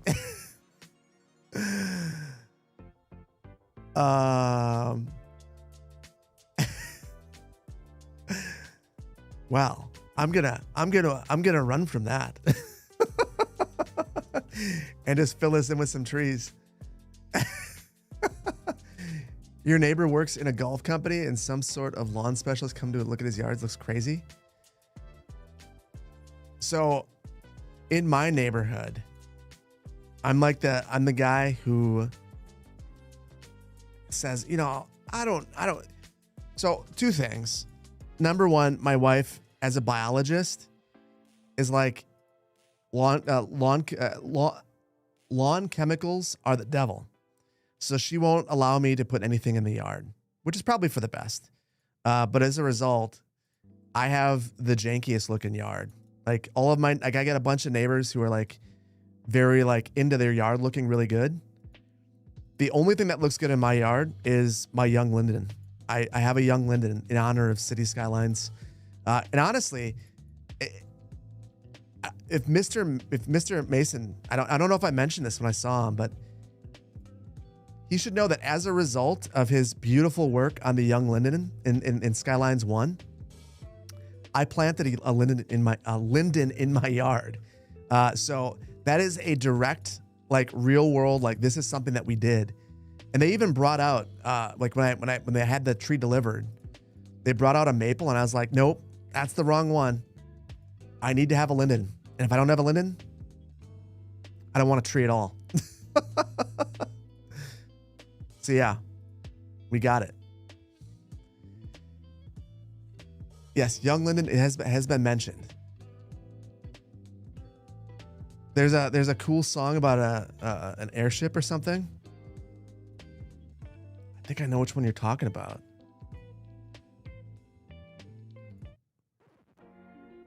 I like this one. It's a good one.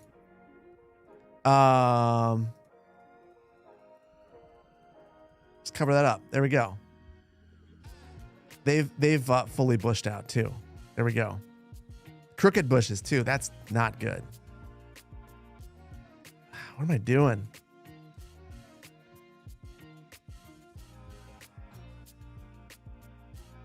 It looks like I planted it. That's the other thing because we like to make sure that our yard is fully the jank yard, and I plant everything, and it as a result doesn't look as nice. So the bush line is not quite straight. It's crooked. It's okay. You'd love to see him add cypress trees. Francis, that would be cool. That would be cool.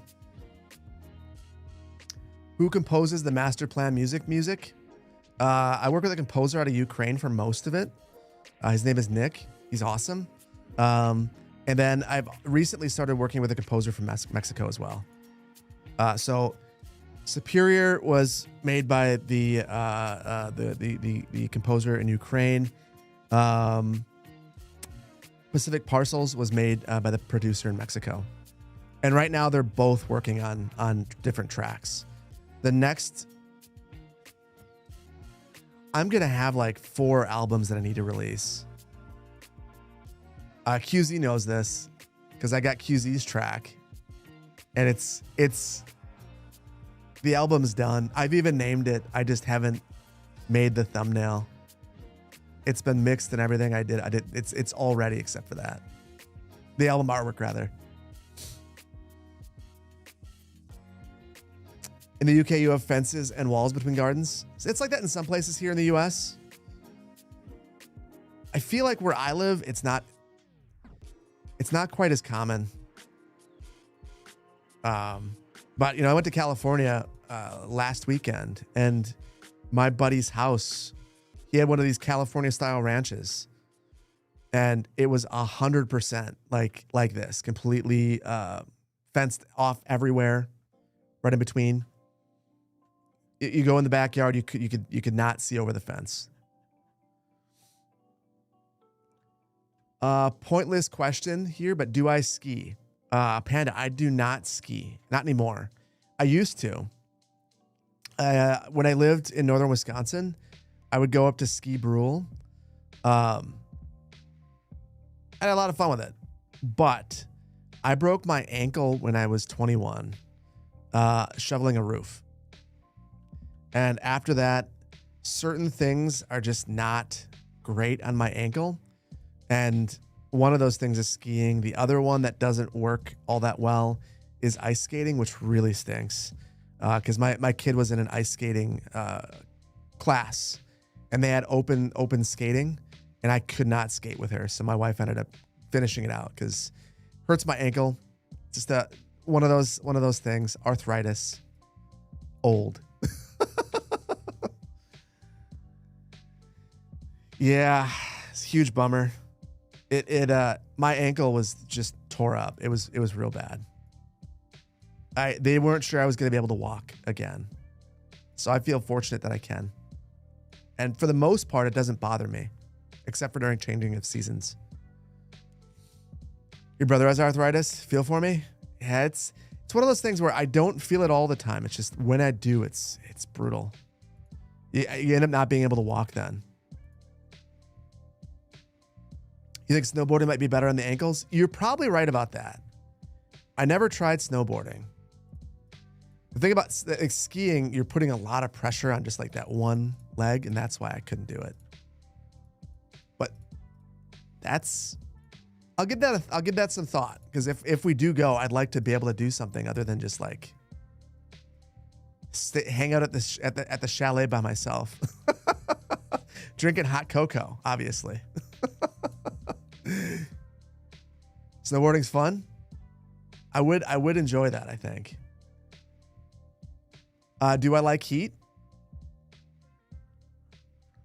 It's funny. I used to think that I liked heat a lot. The older I get, the less I do. I like dry heat, I guess. So like I could live in Phoenix, I think. Like I like the heat there. I could live in the desert for sure. I don't like humidity. So like I don't think I could ever live in Florida. I think Florida would be the most miserable place for me. Like I would be like, people say that they moved to Florida for the weather. I think the weather in Florida is miserable. I don't know why anyone would want to live in that by choice. Like obviously people live in places, like I live in Wisconsin. A lot of people would say, I don't know why anyone would want to live here by choice. I think the weather here is better than Florida. Hot take. If you didn't grow up in the humidity, you can't handle it later. So it does get humid here, but it's just not that bad. It's not like, it's just next level. Like same thing with Georgia. Like I like Georgia. One of my best friends lives in Georgia. I love Savannah. I could never live there. It's just way too hot, way too much humidity. I would be very sad most of the time. I'd end up a hermit that just sits inside every single day. You can't handle humid months? Dry heat is okay for you? Yeah, I mean, that's like my wife has talked about like getting a bunch of families that we know together to plan a Disney World trip like years down the line. And, like if you want to save money, go when it's gross out. But like, man, I just don't want to. I'd be so unhappy the entire time. I would take away from my kids having fun by being just so miserable in the humidity. Cold take? Indeed is a cold take. Disney in the summer's brutal. Yeah, I can't. I don't think I could do it. I think I'm too big of a baby to do it. Way too big of a baby. Missouri has crazy humidity for an inland state. I mean, Wisconsin gets it too, but when we get our humidity, it's like, 69 and nice, or, it's not too bad. It's not that bad. It's when it's like 85 degrees and 70% humidity that it's just like, I can't do that. Like, that's just not, I can't do it. I just can't do it. What about Disney, California? Yeah, California has wonderful weather. There's a reason why California has as many people as it does. There was not a day that I lived in California that I thought it was too hot. And that's over 3 years of living there. I thought that every single day was either perfect or too cold. But never too hot. And I lived in the valley for a decent portion of it. It was fine. It's dry heat. Dry heat's totally doable. At least in my humble opinion. Main issue with Cali is the higher cost to live there. Yeah. I mean, if you think about it, it makes sense. California is awesome. Like, anyone who tells you that California is not awesome is probably, they either have political issues, which, like, get over it, or they wish they could be there and they can't. And I do think my biggest issue with California is that it hasn't done a very good job of maintaining its affordability at all. It doesn't have to be this expensive. NIMBYism has made it this expensive. Weaponizing environmental laws has made it this expensive. And that to me is a shame. But I think it's a wonderful place. I still love California. If I could live there again in my life, I would. I still like it. Yeah, it is super expensive. You would stay away from Skid Row. I would agree. I would stay away from Skid Row.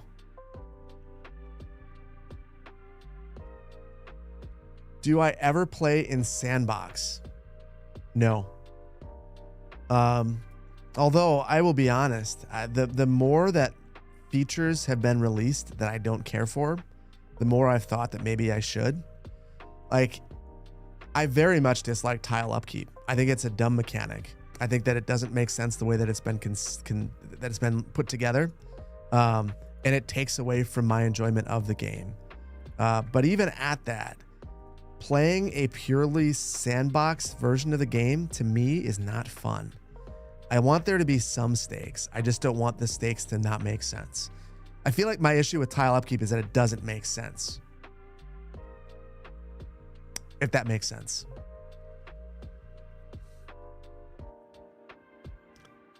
Nothing to do with politics because California is poorly ran and governed.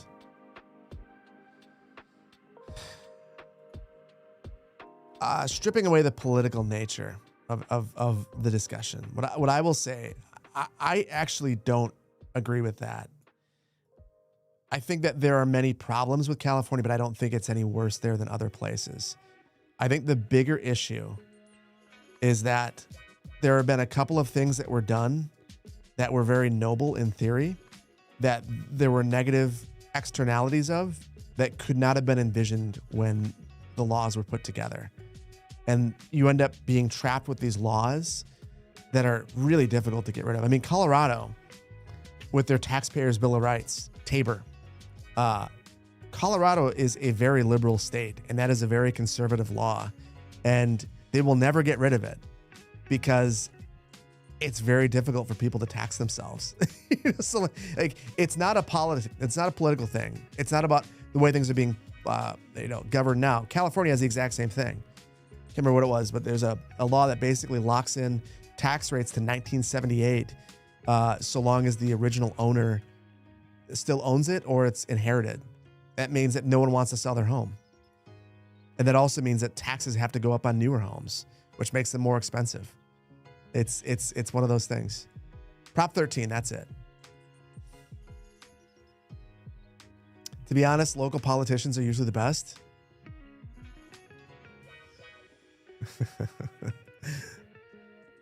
Sure, yes, they are. I've also met a lot of wackadoos. The thing about being a local politician is you have like 600 people voting for you. So like the local politics, I think local politics are the best politics, but also you can get some real wacky local politicians, some real wacky ones. So I'll say that I agree and disagree.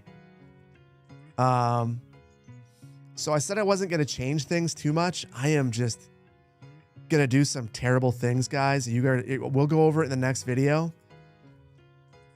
There's not enough density here. We need another block. There needs to be another block here. I want to add more homes. We got to push it. We're too close to downtown to be this suburban. Let's talk about bridges and ports, not politics. I will always talk local politics. That is an important part of the channel. No, I can't escape it. Talking federal politics, nah. We try to avoid that around these parts. That's when people get upset. Bridges and ports are extremely political. That's actually a good point. That is actually a very good point. Bridges and ports are incredibly political. Infrastructure is political. And it's something that ends up becoming like the larger the infrastructure, the more federal politics become involved. So yeah, it's an interesting thing.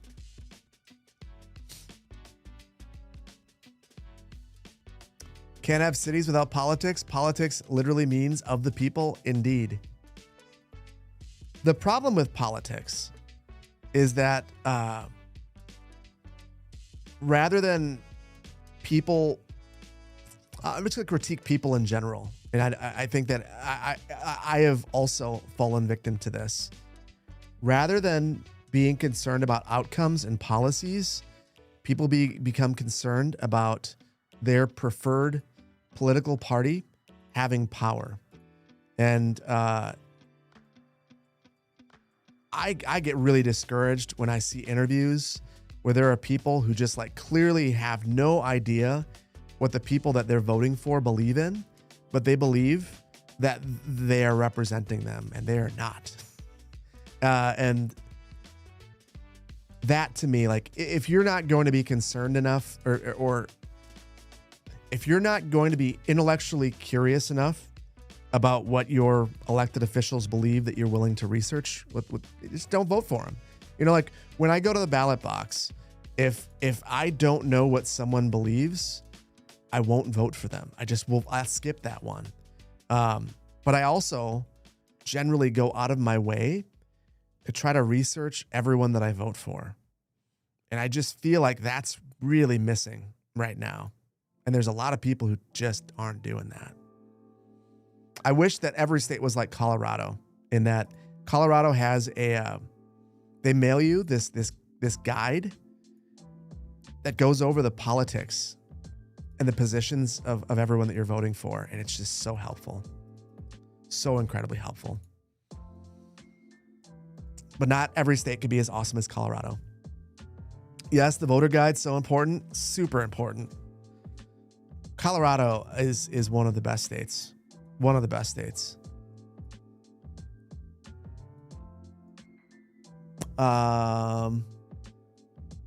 Washington does the exact same thing. I'm not surprised. I don't understand why you wouldn't want people to be informed when they're voting. Unless, of course, you think that your positions are unpopular. You love your Centennial State? I love Colorado too. It was not hard to leave California. When I left California, I felt like California was done with me.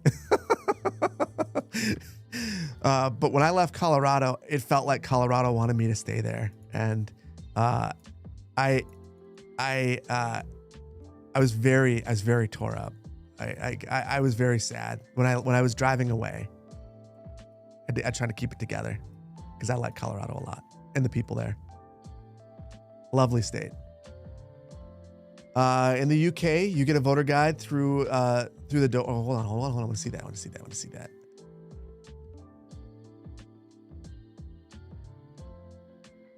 With the candidates on and their websites and quizzes for who to vote for. Oh, that's smart.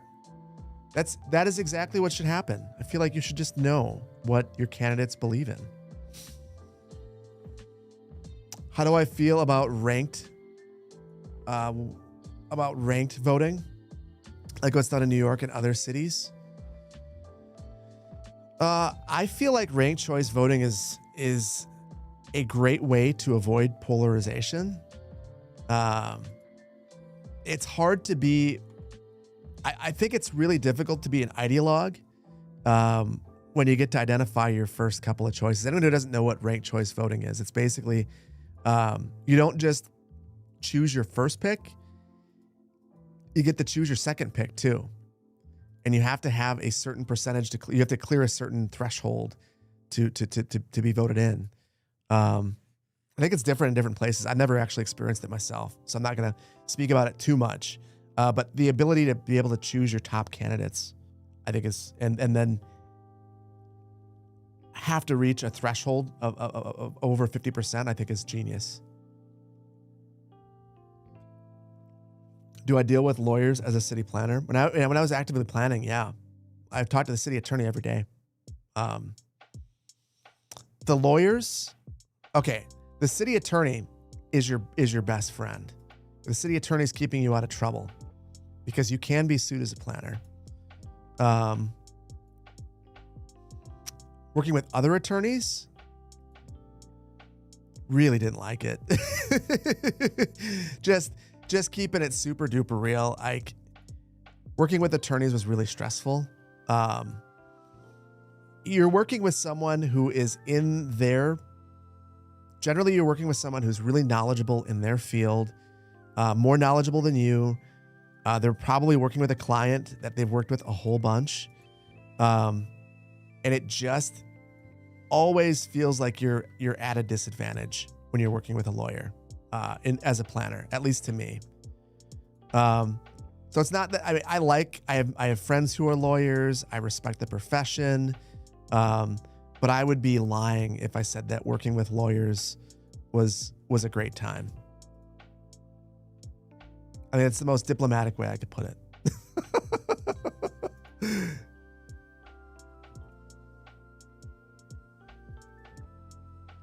You just interviewed to be an admin?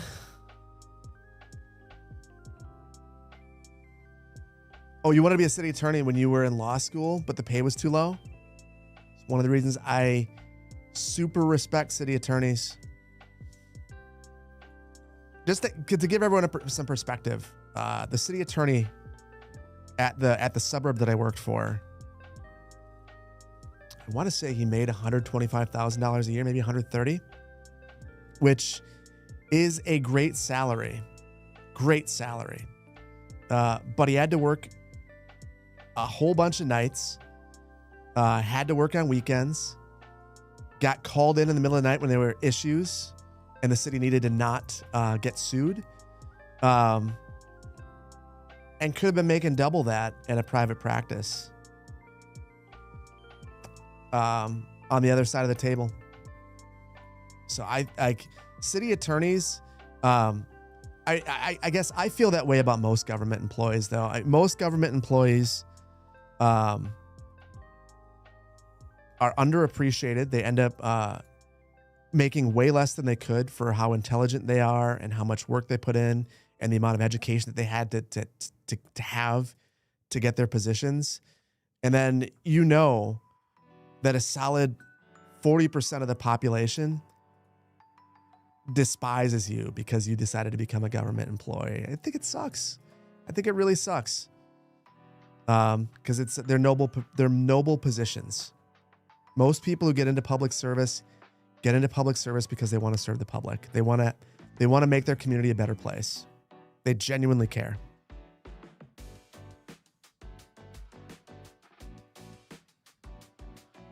Someone from Greece, these numbers always get you here. $15,000 per year is a good salary.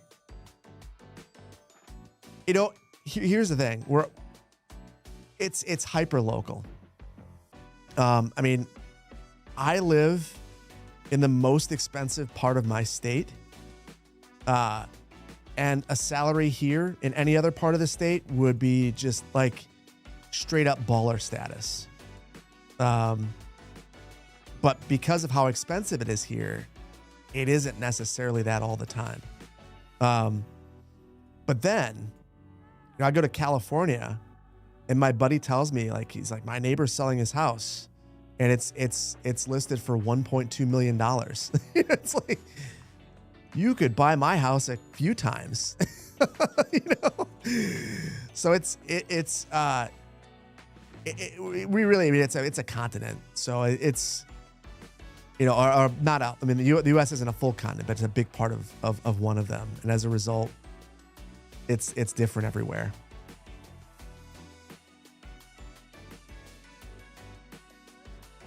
College town, state capital vibes. Yeah. Yeah. And because of that, there's just a lot of jobs here. And wherever there's a lot of jobs, things are very expensive.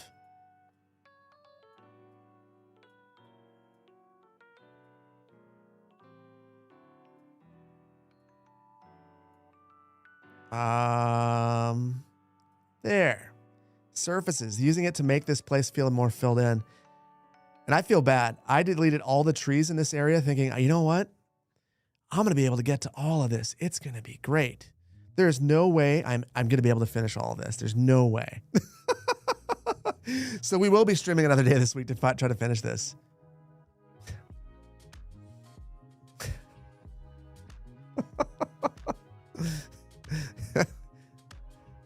As a Canadian, I'm glad you have a good sense of humor. Oh my God. To all my Canadian friends, I am deeply sorry. It's very offensive. I understand. I support you guys. And I support you guys not being the US. How do I feel about strong towns? It's good organization. It's good organization. Noble goals. Yeah, generally I agree with what they're promoting. I've paid for books. I'll put it that way. I'm not a member, but I believe in their mission and goal. I do think that sometimes though, it could be a little oversimplistic with the solutions. That would be if I have a fair critique. You know, that's like I watch some urban planning YouTube channels, and at a certain point, it just kind of comes off as like complainy and having a bunch of simplistic solutions that, like, yeah, it seems like it would work everywhere, but it doesn't. And as a result, you know, gotta be a little more nuanced than that.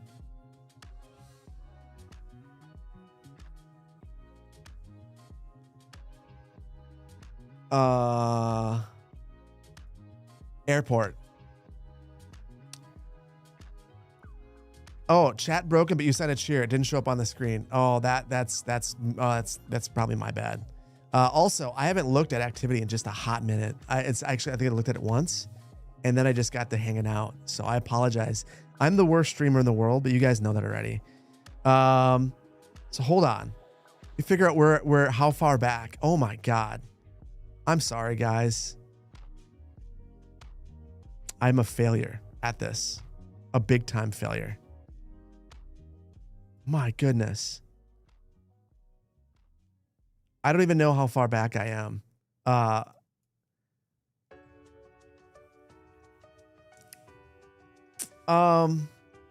So I'm going to rattle through these very quickly. Jay Collins, thank you for the Prime. Ram, again, thank you for the gifted. Faith, thank you for the Prime. Yashi, thank you for 7 months of Prime. Chase, thank you for the Prime. Hoosier Howdy, thank you for the Prime. Stenlo, thank you for the Prime. Cord, thank you for the 5 gifted subs, buddy. Super generous of you. Nader Tots, thank you for the tier 1. 12 months. Moana's Poanas, thank you for the biddies. Twice. Ravencore, thank you so much for the 8 months of tier 1. There we go. No more ads. Indeed. And early access to videos. Get in the Discord. Show us. Thank you so much for the Prime. Arquans, thank you so much for the Prime. Hello. On the nerdy side, 17 months of tier 1, dude. Sub for 17 months and you have a funny name like me, and you too can have Master Plan music song named after you. On the nerdy side, that's one of my favorite ones. And because it took me an hour to read that, and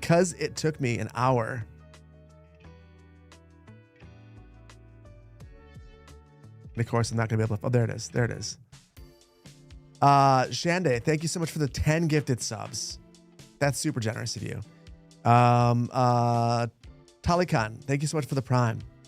Old Worm, thank you so much for 7 months of Prime. The Portlonian adores my videos. Thank you. Sophia, thank you so much for the Prime. Savage Scientist, thank you for the super chat. Looking for overhead freeway signs. Oh, me too. I wish we had them. That's what I'm one of the things I miss in the game too. That's a level of detail that we can't do yet. Showa, thank you so much for gifting Ermine Big, the gifted sub, the tier 1. Appreciate you. Tie Balls, thank you so much for the 7 months. Stop caring about the little things when you get older. Yes, that was a long time ago, that conversation. Peaches Melba, thank you so much for the year of tier 1. That is awesome.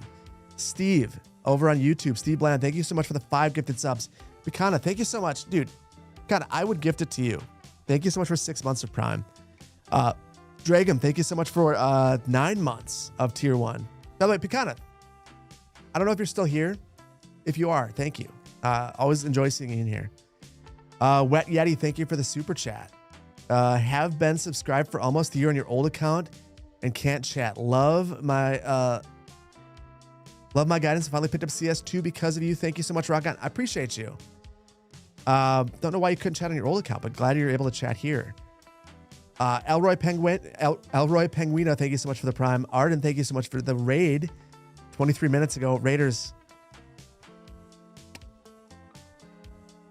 I'm sorry. Hopefully you had a good stream. I'm sorry, I didn't mean to ignore you. I'm just a bad streamer.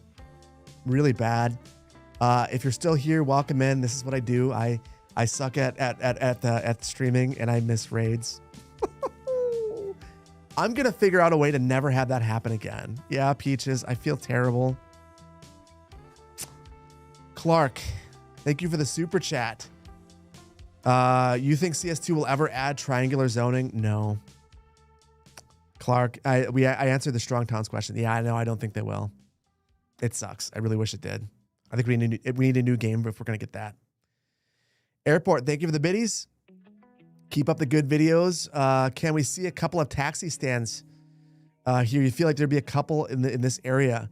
Also, can I get one of the California from the party you registered with? Also, I can get one in California from the party you registered with.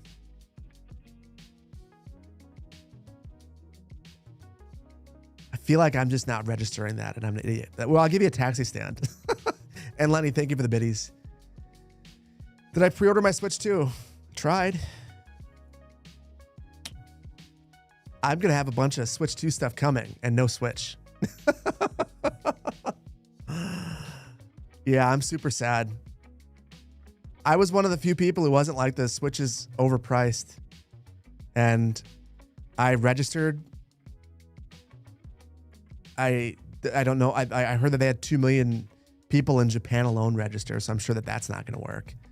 Um, so yeah, I'll get a Switch someday. It won't be day one. Who knows when it'll be. Super bummed about it. I might like out of all the consoles, the Switch is the one that I'm the most interested in, and that's always been the case. So yeah, we'll see someday. I'm not gonna pay a scalper. I will wait forever before I pay a scalper any amount of money. Scalper should be sent to prison. I mean, I'm not a big fan. I'm not a big fan. I like making money for the sake of it, for not doing anything, like super sucks. Super sucks. Not cool at all. Gotta go. Hey, Francesca, thank you so much for being here.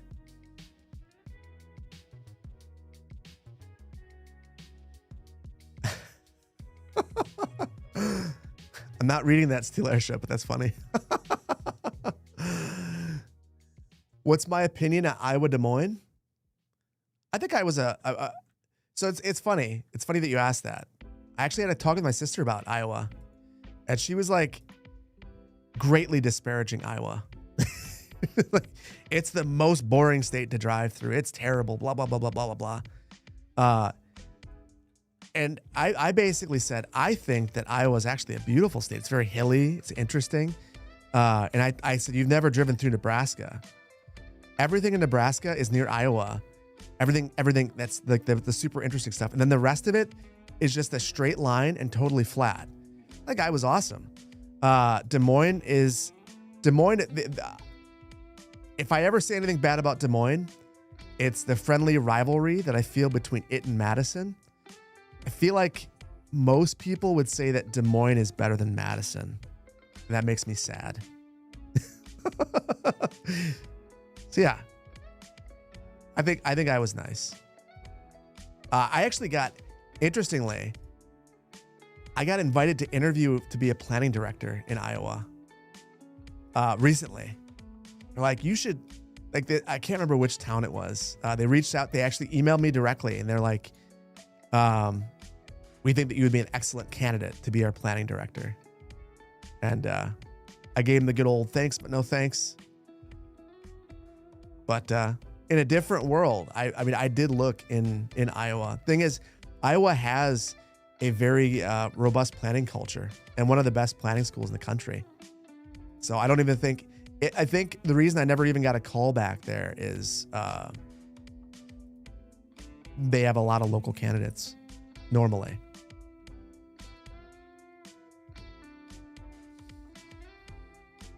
She's clearly never driven through Nevada. Oh yeah. Nevada is both beautiful and terrible. Same thing with Utah. People asked what my favorite states were, and I said Utah because it's beautiful. And I would say Utah also is just brutal when you're going through it. If you're in a place that doesn't have any people or things, same thing with Nevada. Much of the state is just completely devoid of anything. Everything in both states are just like in clumps, and everything else in between is just beautiful landscape, but nothing there. Not a fun place to get lost without gas in your car.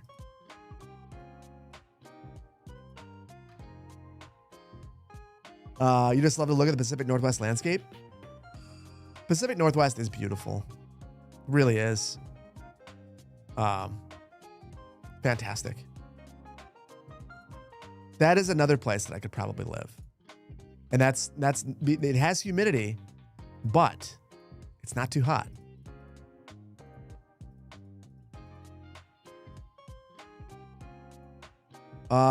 Your favorite state is Montana and Colorado?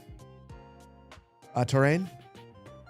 I've never been to Montana, but the buddy I visited actually in California, his brother moved to Montana, and he had a reason for being out there at one point. You know, he was engaged to someone. It didn't work out. But he just stayed because he just loves the state. The only thing I hear about Montana is that it's really suffering from an affordability crisis, and that Montana it's very unequal. So like you're either very wealthy there and insulated from a lot of the problems that the state has, or you are struggling to find housing, which is crazy. You wouldn't expect that a place as rural as Montana to have a huge housing problem, but it seems like a lot of the problems with housing are in the most rural places now. Or maybe the rural places are also being impacted like all the urban places, just in different ways. My opinion of Minneapolis? Minneapolis is dope. I didn't want to live in Minneapolis though, because it was as cold as the place I grew up in. I mean, I grew up, I did the I-39 Highway 51 tour. Merrill, Wausau, Rhinelander. Minneapolis is as cold as Rhinelander, and I vowed to never live in a place that cold ever again. So yeah, that's a big reason why I wouldn't. My wife really wanted to move to the Twin Cities, and I was just like, it's too cold. Sorry, ain't happening. Not doing it again. Check it in for Minneapolis. Beautiful city, wonderful city. I think Minneapolis is one of the finest cities in the country. I also think it's the coldest big city in the country. I can't do it. Can't do it. I just can't do it anymore. Notification for bad streamer. Message is still on the screen. Now it should be gone.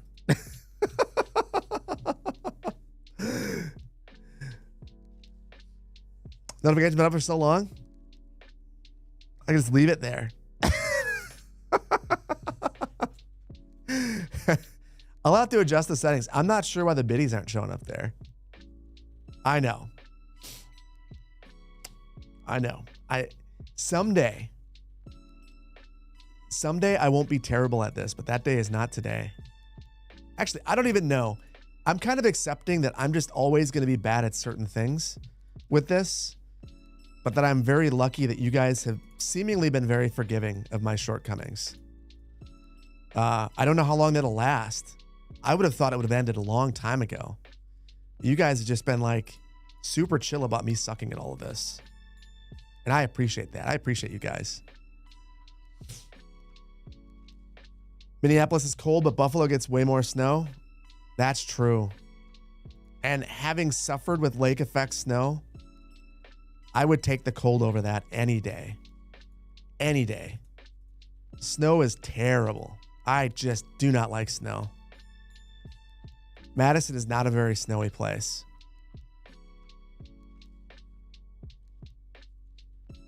Toronto has 6 boroughs and Drake. Is having Drake a good thing though? Or I shouldn't say anything. He probably has people listening to my stream and he'll sue me.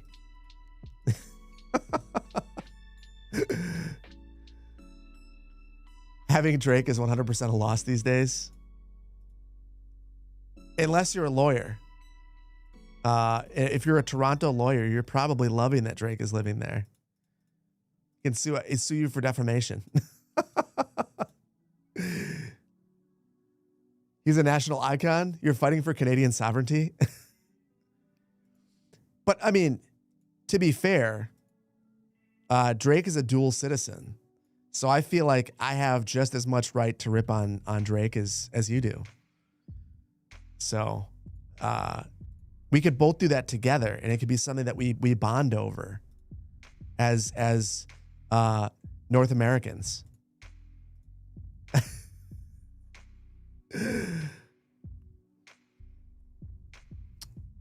Is Drake the Staten Island of Toronto? I think so.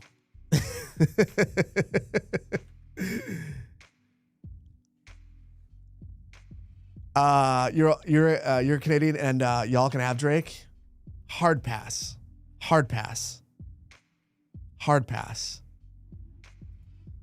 Drake, no, you guys can have Drake. Kendrick is better, without a doubt. His ego is as big as Staten Island. That's hilarious. The thing is, he is very talented. His problem is that he's just not as talented as he believes he is. You could be very talented and not be everything, and that could be okay.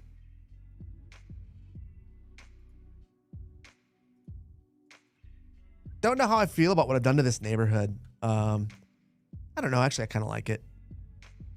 It's that weird layout. It doesn't make any sense now, but I wanted it to feel less suburban than this broken bit of neighborhood with homes that I didn't want coming into this neighborhood, filling in.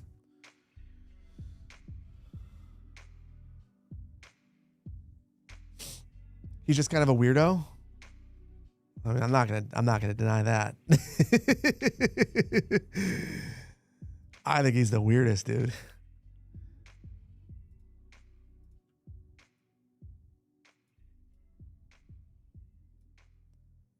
Not as weird as Kanye. Okay. Okay. When the bar is Kanye, indeed. Yes. I will agree. Drake is less weird than Kanye West. Also, that is a very, very low bar. That is an incredibly low bar.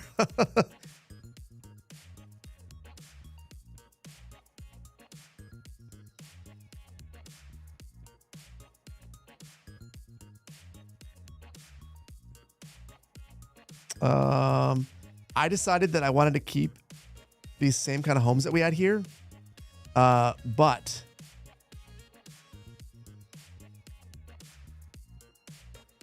make it more dense. There, that's better. I think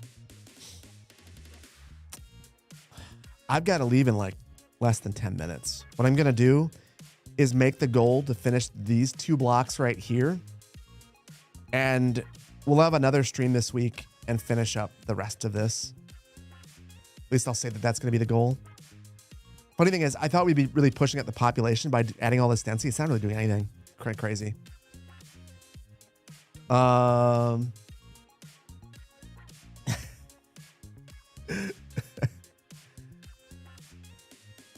You see, I'm running Florida Simulator. What is Florida Simulator? Is it everyone's dying?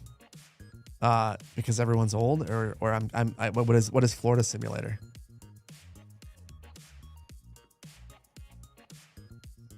Will I be doing a Rating My City series again? I will. I've already got a bunch of submissions, and I've got one that I've already rated. I've already written the entire script. Super, super dumb for me not to record it. Super dumb not to. Brady, I'm doing well. How are you? Brady? Oh, suburban sprawl. Yeah. But here's the thing. We're adding density to our suburban sprawl. So if that makes you feel any better about what we're doing, marginally, maybe.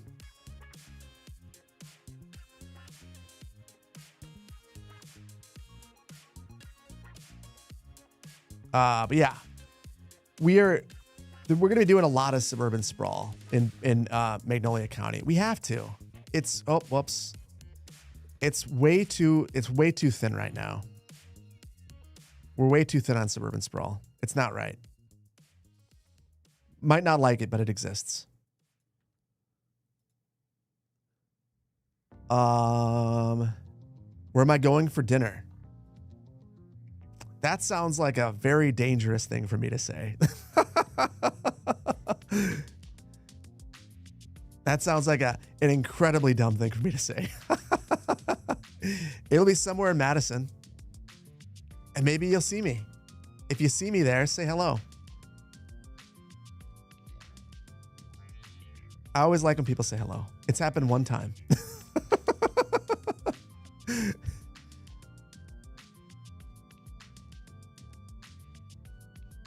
Do not be afraid to sprawl. Indeed. The best, that's the funny thing is a lot of times people go, wow, you have a like so-and-so built a really realistic city. The reason it looks realistic is they decided to sprawl. They made a whole bunch of repetitive blocks of the same thing. That's what this city's really missing. I wish that we had a tighter grid so I could just have 40 blocks of single family homes that look the same. Like that's what the city is really missing.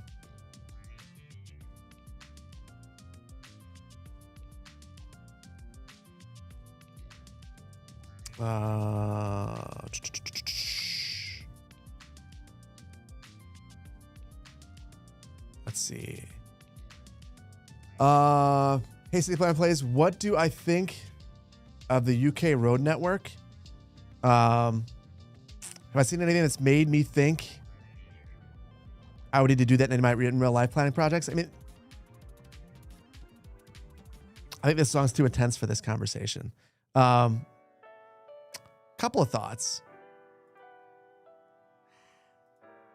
It seems very difficult for me to understand. And that's probably just me having being a pea-brained American about it. It's a whole country. So, I mean, anything I say is going to be overly generalized and it's not going to be fair. I mean, that's like the UK is a very large place. So just to be able to generalize that much is probably not good. From what I've seen, though, it seems like the roads are much more organic than they are here, and that makes it difficult for me to understand them. Like, I don't know why they are the way they are. I need to research it more. The interesting thing about the UK is when I wanted to make the UK build, I looked for planning documents and there weren't any. And I think it's because of how different planning is in the UK relative to the US. So I found that part to be really interesting about it. But I don't really know enough about it to have a real strong opinion. Ever thought about doing something Dutch? I have. I couldn't do it right now though. And I think you know why. Maybe someday. And now that I think that we could say key walls are confirmed, that'll make a Dutch build that much more possible. Right now, I think it's just not only are we lacking bikes, but to lack the total lack of key walls, like real key walls. And I'm hoping that these key walls that we get can actually hold water appropriately. If they can, that's going to make a Dutch build actually possible. Right now, it's not really.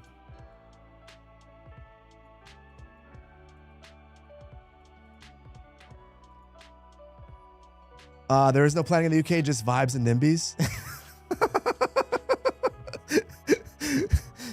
That might be my bestest, my favorite description of a place ever.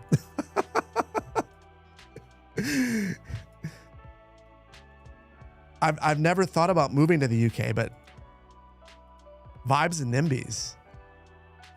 That sounds like a challenge. Challenge accepted, my friend.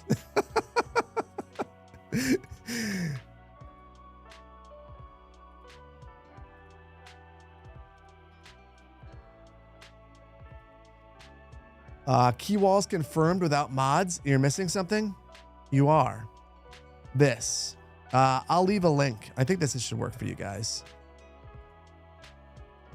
It's the leaked achievements list from Bridges and Ports. So we have a reasonably high degree of confidence at this point that key walls are going to be a thing. Super cool. What you meant to type is that you were thinking about going back to get a master's degree in urban planning. You work full-time, but you work a full-time job that you would keep. You know, online courses probably aren't accredited like an in-person course would be, but in my experience, does not having an official PAB accreditation stop potential employers from hiring someone? No. What matters more than anything is experience. And this is general. I mean, if you're going for a master's degree, you know this. Your degree gets you in the door when you're first getting started. And then once you have experience, none of it matters. That's like, I've had people ask, like, not even so much. I had people go back. I've known people who have gone back to get their master's degree after they already had their degree in planning. And I just think that is insanity. Like, if you have your degree, or if you already have the job, you don't need the degree. So basically, if you decide to go to online planning school, first of all, not all of them are not going to be accredited. Some are going to be. Like, you could find an accredited program. I want to say Florida. If you go to Florida State, it's accredited. Anyway, if you can get in the door and you can get an internship and you can get some experience, you could have a public administration degree and still become a planner. I know someone who just became a zoning administrator that was not a planner, but they were able to spin their experience into becoming a zoning administrator. It's possible. It is possible.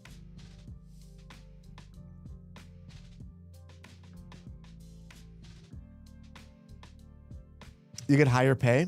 I don't even necessarily agree with that. I think AICP will get you higher pay. That's the zoning. That's the planning accreditation, or at least it should. I've even had bosses though. So I worked one job where my boss was not a certified planner, and I asked him. I said, like, I'm gonna go get my accreditation. Like, what do you think of that? And he said, doesn't matter to me. That was like one of the most deflating things I've heard. My boss did not care, but thankfully the community I was working for, they cared. And when I got my accreditation, which comes from experience again, when I got my accreditation, I got a raise, a couple $1,000s, which I think was super worth it.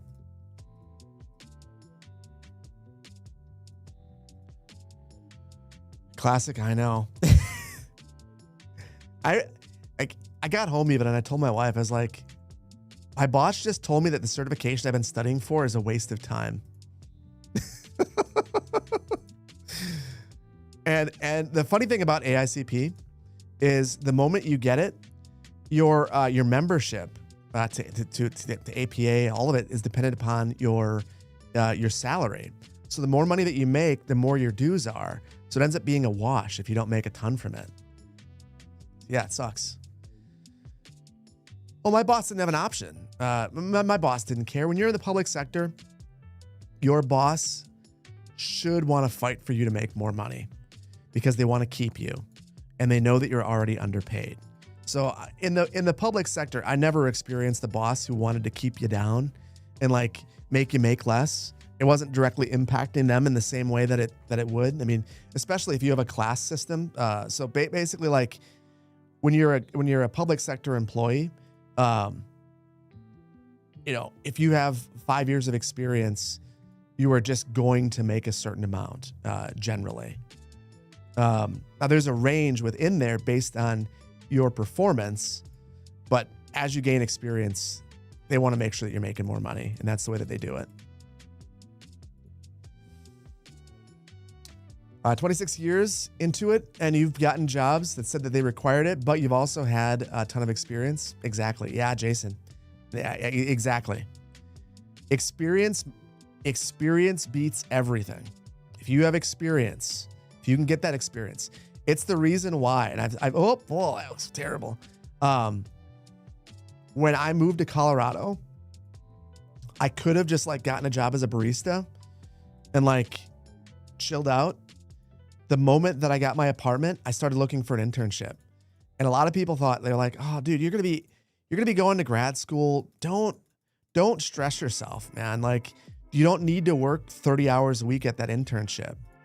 And I was like, if I get the internship, my grad school experience, that's going to matter way more. It's going to matter way more than that. And it did. I know people who went to grad school, did nothing with an internship, and then struggled after getting their degree to get their foot in the door. Because a lot of places, they even with your master's degree, they're like, master's degree substitutes for 1 year of experience, but the person who got their internship and has a master's degree beats you every single time. because they have examples of their work, and they just in general are going to look like they have more experience. So you just gotta get the experience. Like, I don't really care where you get your degree from. If you're gonna get it from an online university, that's fine. My wife has an online master's degree, and she got a job, no problem. Like, where you get your degree doesn't matter as much as actually getting experience and prioritizing that. And it's like that for all degrees, every single degree. Anyone who ever talks to me about college, I just say, your college is only half of it. The other half is getting experience. And you need to prioritize that just as much as you prioritize getting good grades. Okay, guys. I need to save this and go. Oh no. Oh, I did the thing.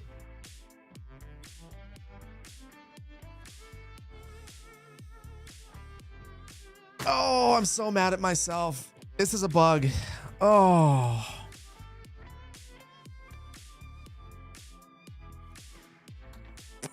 If you use a decimal point in the save, it breaks your save and it crashes it. Dang it.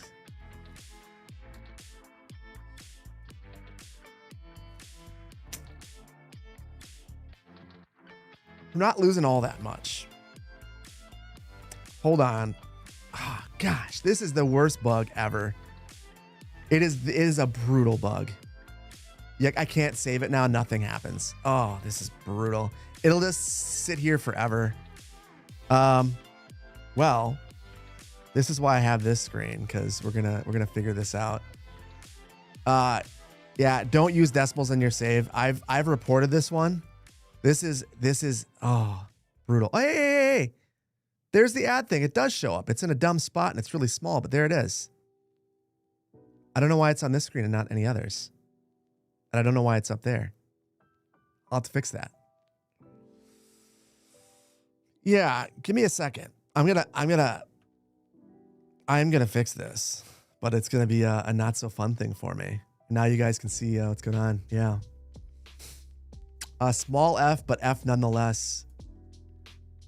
Yeah. I gotta text my friend. I'm gonna be a couple minutes late. Because I have to fix this. I will forget. Going to be 10 minutes late. Other people are gonna be there. I'm not gonna be the only one. PC Planner fixes.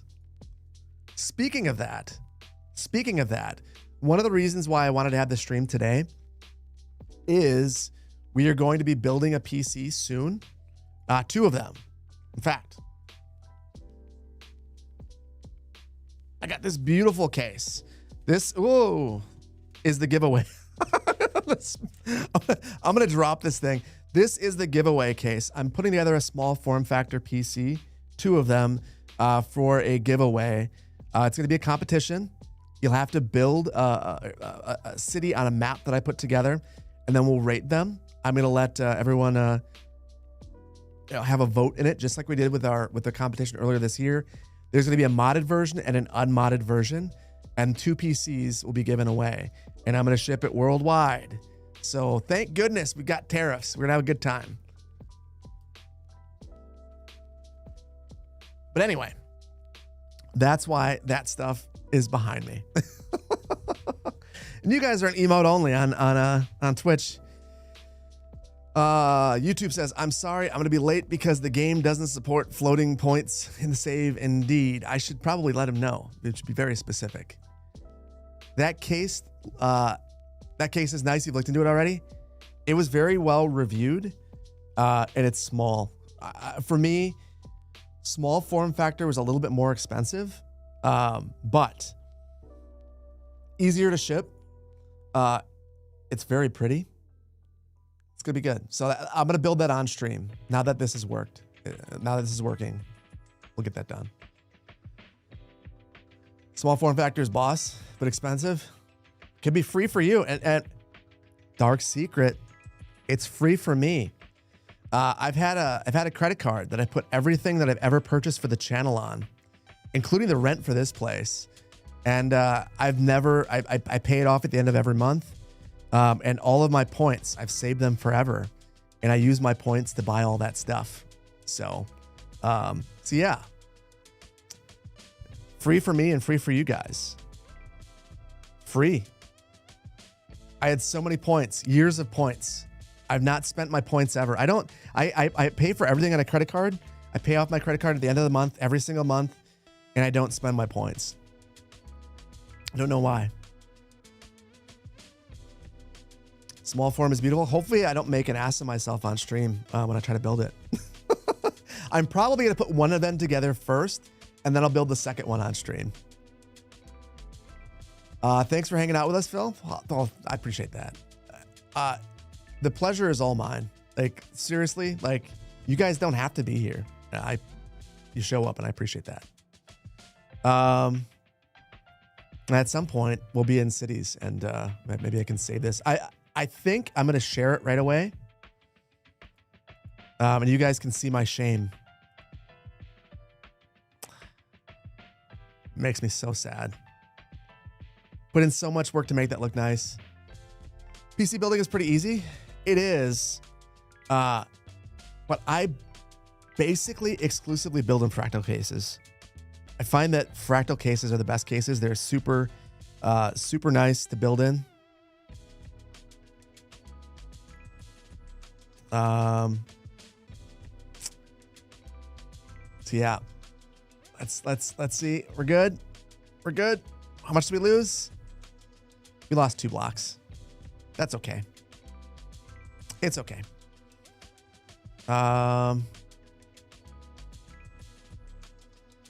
Ooh, I don't know what that is.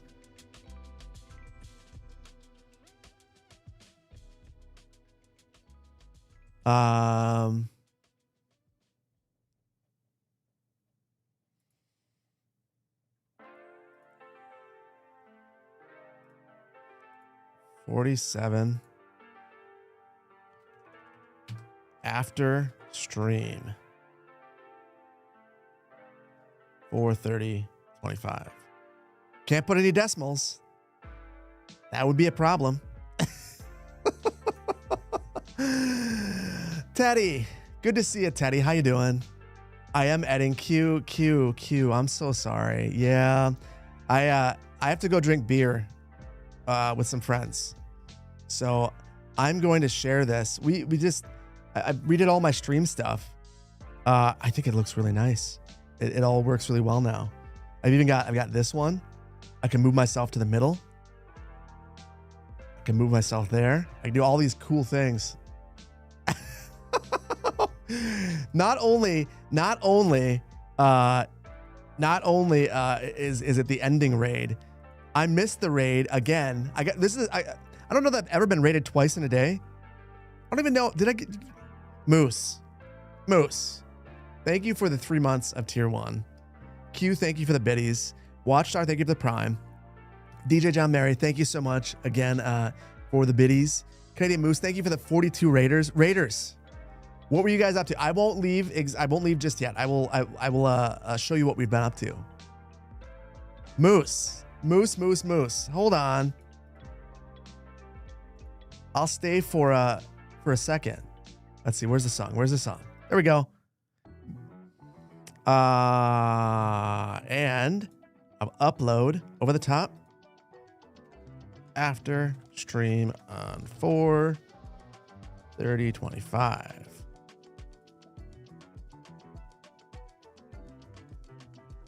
Post stream. I wonder if that's gonna break. I'm gonna break it again. I don't want it to be 48 because I want 48 to be episode 48. Please don't break. It was so much heckin' fun. That's what I love to hear. Yeah, I broke my save. So Moose and Raiders, we had actually redone this entire area. Basically, I redid all my overlays today and decided, you know what, we're gonna go live and just see what happens, and I will fix this entire area up and bring it up to modern standards, make it feel put together and a little bit nicer, make the landscaping look better, increase the density so it feels like the city isn't suburbs right here. or at least it's not, it's inner ring suburb and not like an exurb. Anyway, I went to go save it and I added a decimal. And if you add a decimal in your save, if you go, I'm going to put a 0.5 there, 0.23, it immediately breaks. You can't save. Everything goes to heck in a handbasket. So don't do it. Don't ever do it. It's terrible. Yes, it's bad. Yeah, we're in Magnolia County. I decided to bust out Magnolia County and spend a bit of time cleaning some stuff up. And now, because I did such a bad job with this, I'm going to probably take care of some of this off camera. And then also, well, no, I'll probably just do it all on camera. Probably just have to stream again so we can finish this because I can't actually record the next episode until this is done. So now you guys are stuck with me, but not today. That was 15 minutes ago. Thankfully, autosave was on. So disaster partially averted. We basically redid everything here, tried to make this a baby version of Bailey, added a much smaller Main Street vibe here. It was like we had some really tall buildings and then added some of the Southwestern ranch style homes back here. I think it works a lot better. Buildings are a lot closer to one another. Feels better. This whole area just wasn't very good. And I'm probably going to be doing this throughout the entire build. Over here, though, I plan on redeveloping all of this, so I didn't want to come over here. And don't mind the bodies. We were going to take care of that, never did. Anonymous, thank you so much for the gifted subs. And Lenny, thank you for the gifted subs. Pink Bro, thank you so much for the prime. Codename Rockarina, thank you so much for the prime. JG, thank you for the super chat. Going to be a licensed surveyor in a few years, but you'd love to be involved in city planning. Do municipalities have in-house surveyors? Yes. Some of my favorite people to work with were the surveyors. So I know I said I was going to leave, but with the surveyors, as a planner, I would get the plat in, and then I would go through the plat based on the law in the state. So I would look over that sometimes with the city attorney, and then I would give it to the surveyor to make sure that the meets and bounds were correct, so that it wasn't. I know enough information about surveying to get by so that I can read a plat, but I can't necessarily tell everything, and the surveyor would be the one that I would really rely on to make sure that things weren't improperly delineated on a plat. So yes, there are municipal surveyors. In the city that I worked in, there were 4 planners and 3 surveyors. And there were only 4 planners because the community development director was also a planner, but they could have been an engineer. So there were as many planners as surveyors is I think a fair way to put it. Yeah, and they were out there all the time. Any city work needed a surveyor. Any roads that were going to be built needed a surveyor. And it's much cheaper to have your surveyor in-house than to contract out for all of that. Subdivision crew rise up. I was a part of it. Anyway, guys, we've shared this. It's been a good stream. I am already very late. I'm going to find someone to raid, and on YouTube, I'm going to say goodbye to everyone real quick. Don't mind the bodies. I know. Oh my God. I just read your message fully. Raid Jedi. I can do that. We're going to say goodbye to YouTube. Hearts for YouTube while I figure out the raid. Appreciate the response. Thank you. Hey, JG, good luck. And enjoy the ride. I think it's really easy to not appreciate the ride because you're so excited about the destination.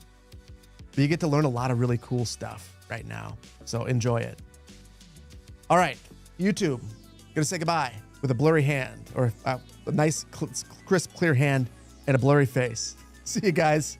Bye-bye. And thank you guys for the hype train over on Twitch. And yes, Komrowski, I was working at Magnolia County, screwing it up.